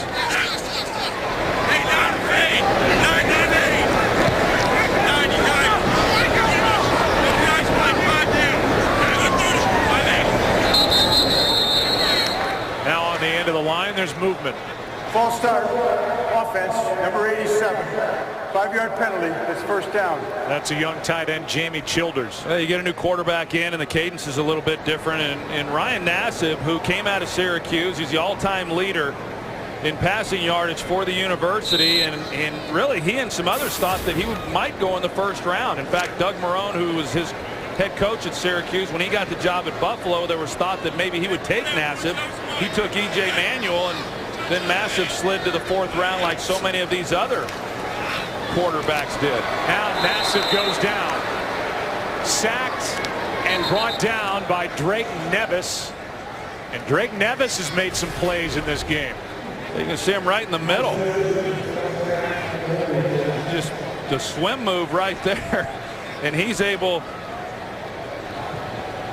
to get right by Mac McCants. And then right in the face of Nassib. He just had no chance. Former 3rd-round pick in 2011 out of LSU is Nevis. 6'1", 310. He's moved around pretty well tonight. Brings up 2nd down at 24.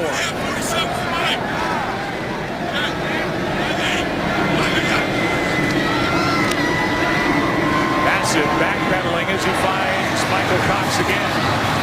And Michael Cox is spun down and is able to stay upright until he gets inside the 30. That's the best thing that they've done so far on this drive is this screen. Again, they call the screen, they get the ball to Cox, they're in man coverage, and they're able to block up the guy who's responsible for him, and then Cox shows a little bit of elusivity in the pocket or out in the open field and turns both of these runs into nice gains. That one good for 21.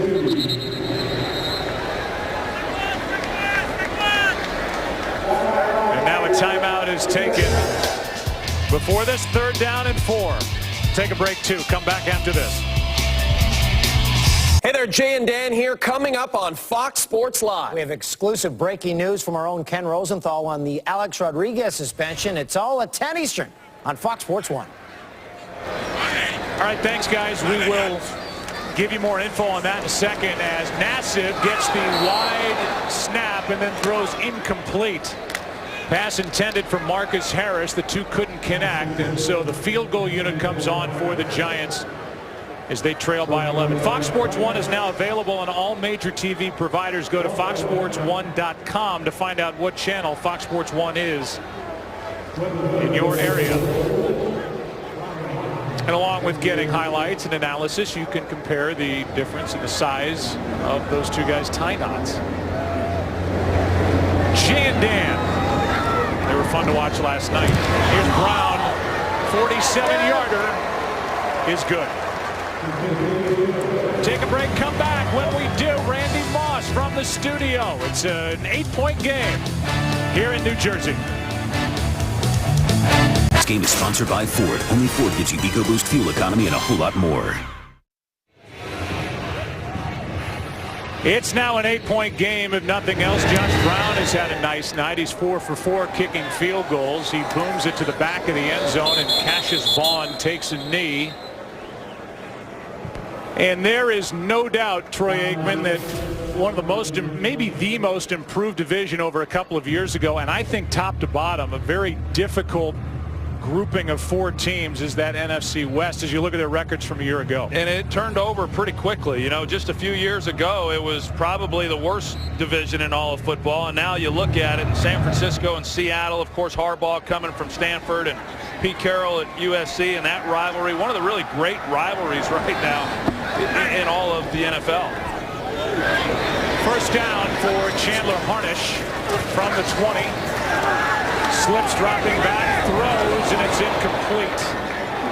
And so we have a chance with a flag being thrown at the end of that play.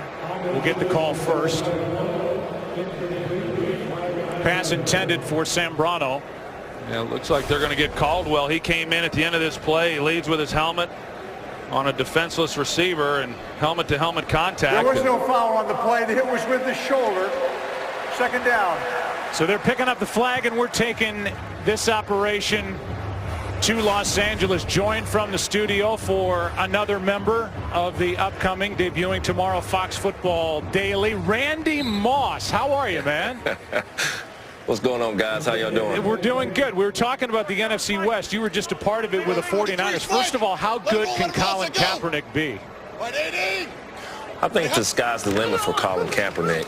I think that the coaching staff last year did a great job of really playing to his strengths. So, you know, the sky's the limit for him and the whole San Francisco offense. So hopefully Coach Harbaugh and them just keep him in the mix and just keep the chains moving.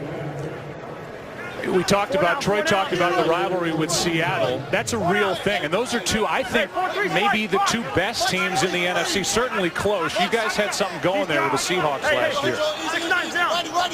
Well, one thing that I found out very fast when I got out to the West Coast, that Coach Carroll and Coach Harbaugh had a lot of feuding in college. So it continued straight to the pros, and it shouldn't stop now. So I think that's a great rivalry for both teams, the NFL. But I still roll with the 49ers in that rivalry, though. Yeah, we'll talk about the 49ers a little bit there, Randy. With all the injuries that they now have at the wide receiver position, we're certainly glad to have you as part of the Fox family. But have you heard from anybody? I would have to believe that your phone may be ringing trying to get you back over there in the lineup. No, I think at 36, I think I'm where I need to be right now. I'm enjoying my family life. I'm enjoying being on Fox with this great cast and just starting to, just moving on to the next chapter of my life. And I'm enjoying every second of it. So I'll be here each and every week having fun with the team that Fox put together. Yeah, it seems like you guys are going to be a fun group to watch on Fox Football Daily. All right. Let's just get rid of it right now, Randy Moss. You and I had our moment in time back in January 2005 at Lambeau Field. We good? I mean, you did your thing on the field. I did my thing in the booth. And for whatever, well, I know what the reason is, but we've been linked for the rest of our lifetimes. You're aware of that, right? Hey, Joe, that's a good thing. That's a good thing. So, like I said, I played the game. You analyzed it. You said what you said. I did what I did. We moved on from it. Now we're working together. How about that? I mean, it's just funny how life goes in circles, and here we are together. Here is a pass for Sambrano out of his reach. There's a penalty flag back in the area where Harnish got rid of the ball. I mean, you and I have never spoken since that night. That was some kind of game, and a team that you had there that I thought was good enough to win the whole thing in Minnesota. Illegal hands to the face by the offense, number 71. Go ahead, Randy. We're just getting the official giving us the call on illegal hands to the face. I mean, you guys that year, the 2004 season, you guys were good. We were good, and I think that year I was bothered with an ankle injury, high ankle sprain, and it bothered me for the playoffs and toward the end of the season. But that was a great run. And in that game, being a Viking, I was drafted a Viking, and basically throughout the years I was taught that you're not supposed to like anything coming out of the state of Wisconsin. So that game was just an emotional game for me, and it's still one of the most special games in my career, just for the fact that we were able to come back and beat them in the playoffs and send them home that year. But like I say, one of the things I love to do is have fun on the field, and now that I'm in behind this microphone, I'm going to continue to have fun. So we'll see what goes on for the year, guys. Like I say, I look forward to it. All right, man. Last question. Troy mentioned Chris Carter. I know he was a tremendous influence on you earlier in your career. Is he the guy you look to as being the one who taught you how to play the NFL the right way? No. To be honest with you, I owe a lot of credit to a lot of people. Coach Green, Chris Carter, my wide receiver coach, Axe Hubbard, Coach Belichick, Skip Myers, the late Skip Myers, Coach Brian Billick. I owe a lot of people, Josh McDaniels, I owe a lot of people credit, and that's just the coaching. I'm not going to even really get into the players, but Chris played a role in it, and, I'm very thankful that he was able to play a role in my life to be able for me to move forward. So, like I said, I just owe it to a lot of people, not just one. 982 career receptions later, over 15,000 receiving yards later. How many touchdowns? 156 career touchdowns. Now you're part of the Fox family. You and I have put our little deal to bed. I mean, this is not just a preseason night from the Meadowlands. This just feels good, Randy. I got to tell you.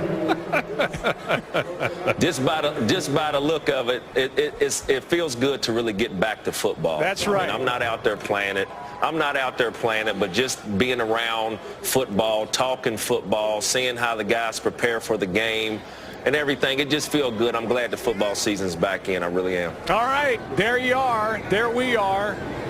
Feels good. Randy, thanks for your time. All right, thanks, guys. All right, welcome to Fox Football Daily. As this punt is out of bounds down around the 20. That felt good, Troy. Felt good, I'm not going to lie to you. Okay. We're out of time. I'm glad you got that off your chest. Yeah. Well, hey, thanks to Twitter, I don't get to forget. Eli Manning's night, 8 for 17, 91 yards, a pick. Here is Nassib, and his throw is too low for Keith Carlos. 2nd and 10. So just to say it again, and you talked about it with Tom Coughlin, he doesn't want to use a roster spot for another quarterback. But they're going to have to, because Nassib isn't ready to be the backup in case something happens to Eli. Therefore, they're going to keep him as a 4th-round pick, and they're going to have to slot in a veteran behind Manning. Yeah, that's right. I mean, Ryan Nassib, even though he struggled, he's going through the rookie growing pains of camp and, being confused, learning a new offense. But he's got a lot of upside, and they don't want to give up on that right now. So like you said, he's not prepared, not ready to be the backup in case something happened to Eli Manning. And fortunately for the Giants, I mean, they haven't had to worry about that at all. And, at any time, I mean, the guy has been really durable. He's got the longest active streak in the league amongst quarterbacks. But in the event that he did go down, it would be really detrimental to this club. And so they've got to go with a more veteran guy. Colts had that forever with Peyton Manning. They had Jim Sorgi behind him, and outside of a couple of games late in seasons when starters were being rested, Sorgi just watched, was a great help to Peyton Manning. I know, but Manning was just so durable. Nassib goes down as he got rid of the ball, and that'll bring up 4th down.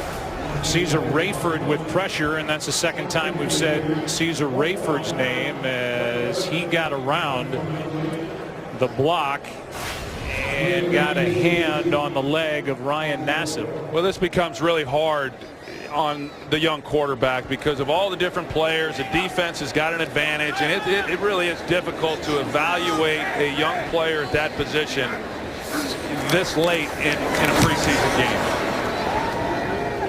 Here's Green waiting for the punt. Marche Green. Got across the 30, knocked down at the 32. Another interesting team, just because, Troy, nobody really knows what to expect offensively in the NFL from Chip Kelly and that offensive tempo that he brings with him from college. The battle at quarterback, which seems hot and heavy. Both guys played well the last time out. They've already lost Jeremy Maclin. The distractions with the Riley Cooper situation. There's so much up in the air, and yet a lot of talent there for Philadelphia. I would say the question marks are even bigger defensively for the Eagles going into this season. Yeah, I agree with that, and I kind of sense that Chip Kelly's not really showing all his cards either. You know, I mean, I expect when the season begins that he's going to be doing some things that he has not shown in preseason. Handoff is to Kerwin Williams, and he is thrown backward. Broha, the first one in there, lost it too. You know, and it would appear, Joe, in watching the preseason and what's happening in Philadelphia, Michael Vick has had a nice preseason, and Nick Foles has as well. But I think when you look at those two guys, if Michael Vick can protect the football and not have the turnovers that he had last year, then you know, I think he's going to be the guy. I mean, he's the more veteran player. He's able to do some things probably that Chip Kelly wants to do. And I'd be surprised if we line up in September and Michael Vick's not there on opening day. I would agree with you. Under 5 to go on the play clock. 3.5 on the game clock. Pass is not made as coming out of there is Harnish. Penalty flag is down. Harnish got a hit up high around the face mask or helmet.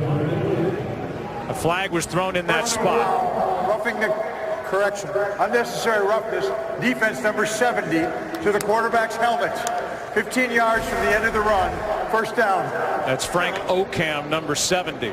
Well, Okam, he got back there right away, and you see the hands to the helmet and the face and headgear, and that's going to get the call. And Harnish was just lucky to get out of the pocket and turn a bad play into something positive, but then the penalty adds on to that. You know, Harnish is a guy who he's Mr. Irrelevant from a year ago, and for those that don't know, Mr. Irrelevant, they tagged the guy who was the last player chosen in the draft, the last pick in the 7th round, and this year the Colts also have Mr. Irrelevant with Justice Cunningham taking that distinction in this year's draft. It's a go. Cunningham has a chance to stick. One thing we didn't mention, as the Colts have a first down in Giants territory and run it with Williams, is we mentioned that Kobe Fleener went out toward the end of the first half on that interception thrown by Hasselbeck trying to make a play. They're saying a mild knee sprain for Kobe Fleener, and just remains to be seen obviously how serious that is, how long that keeps him out of action, if at all. Let's go down to Pam Oliver. Pam. Here with Justin Tuck, and Justin, all eyes are going to be on this defense. Can you guys return to glory? Are those days done? What do you think? No, absolutely. I think you know, we're a little rusty tonight. Just 2 big plays. If you take those out, I think we played pretty decently. We came in tonight wanting to, limit the rushing yards. We did that to the first team, and but yeah, we still got a lot of talent on this defense, and we just got to continue to put the pieces of the puzzle together. How do you do that? I mean, we were talking about that all last year. It never happened. Yeah. You guys never quite were able to get to the passer, and then, you know, your rush defenses wasn't anything to write home about. So when you get back to basics, what needs to change? Well, first of all, we got to stay healthy, and then we got to stop the run. I think a lot of times people look at the sack numbers and say, oh, you're really rushing well. But when teams are getting in 2nd and short and 3rd and short situations, the opportunities to rush the passer wasn't there.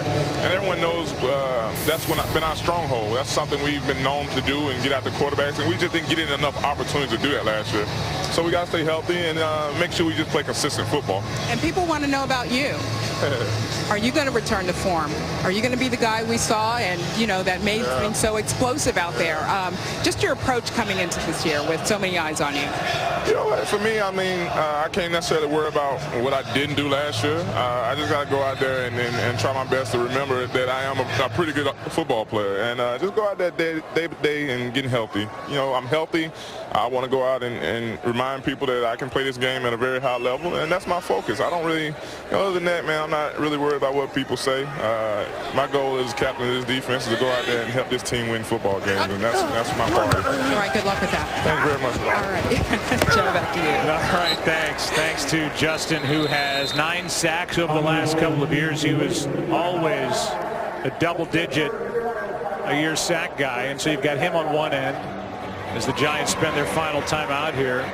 You've got Jason Pierre-Paul on the other, coming off back surgery. So there are question marks out there on the edge. Well, there's no question there are question marks, and Justin Tuck has been put on notice. I mean, he's been put on notice by the media here in New York. I mean, he's answered a lot of questions, just like the one that Pam Oliver just asked him, and he did not have a good year last year. Now, part of that was because he was banged up, but he was not the dominant player that we're accustomed to seeing, and if he does get back to that form, which I believe that he can, then this defensive front will once again be a group that's to be reckoned with.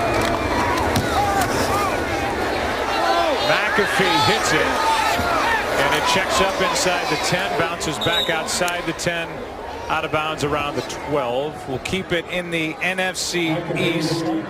And look at the Dallas Cowboys coaching moves. Bill Callahan takes over as offensive coordinator. Monty Kiffin, all those great years in Tampa Bay, then some time in college, is back in the NFL and coordinating the defense. And Rod Marinelli, who's been a head coach, defensive coordinator, is coaching the defensive group up front for the Dallas Cowboys. Your thoughts? Well, those are three good coaches, I should say, with a lot of experience, and they're hoping that it'll pay off this year for the Cowboys, particularly defensively, with Rod Marinelli, one of the best in the business, coaching the defensive line, and Monty Kiffin, of course, as defensive coordinator. There's a change of philosophy going from a 3-4 defensive scheme to a 4-3, but so far the early returns show that this defense is playing very, very well in preseason. Caesar Rayford makes another play. He gets the sack as Nassib was pulling it back in. Rayford drags him down, 2nd and 14. Colts have 6 sacks in this game. A lot of it coming with the backups on the field as the handoff is to Michael Cox. He gains 3. So it brings up 3rd down and long. 3rd down and 11 with under 2.5 to go. Yeah, Michael Cox, we talked about his impact. Hasn't done much in the running game, but he's made some nice plays as a receiver. Massive throws and out of the reach of Kevin Hardy. So it's 3 and out. Tom Coughlin was calling timeouts defensively to try and give Nassib another chance, get the ball back. And the Colts were running the football, and that possession went nowhere. 2:08 left in the game. So we approach the 2-minute warning with Marche Green waiting again for the punt from Weatherford, who is unchallenged in this camp for the Giants as their punter.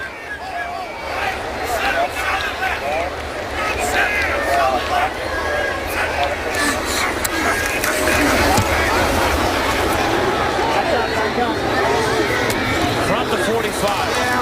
Green takes it to midfield, and we are at the 2-minute warning. 1:59 remaining after a 43-yard punt. Diassi on the tackle.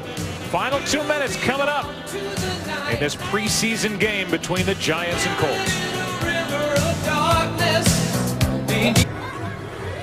Barring the virtually impossible, these two teams will leave this game each 1-1 this preseason. By the way, you saw Justin Tuck. He was and is in the t-shirt and shorts because he tweaked a hamstring. So that information passed on after the interview with Pam Oliver. So that's something that the media will keep track of during the week. He had back spasms last week. Made a play in this game. But now he's got a hamstring issue. You talked about the Giants and what they've been able to rely on when they're good defensively, and that is pressure from their front four. And it's not just Tuck and Jason Pierre-Paul, but Cullen Jenkins, Hankins, a high draft pick, Sean Rogers, Mike Patterson, Marvin Austin, who they're hoping to get involved. And that group up front is vitally important for that man right there. Well, and the other guy, Joe, that I didn't hear you say was Matthias Kiwanuka, who is making the transition back to defensive end, his most natural position, and he should be more comfortable there And they're expecting a lot of big things out of him. I mean, Ernie Accorsi, the former general manager, said you can never have enough pass rushers. They've got a lot of them on the roster. Now it's just a matter of getting them on the field and having them be productive.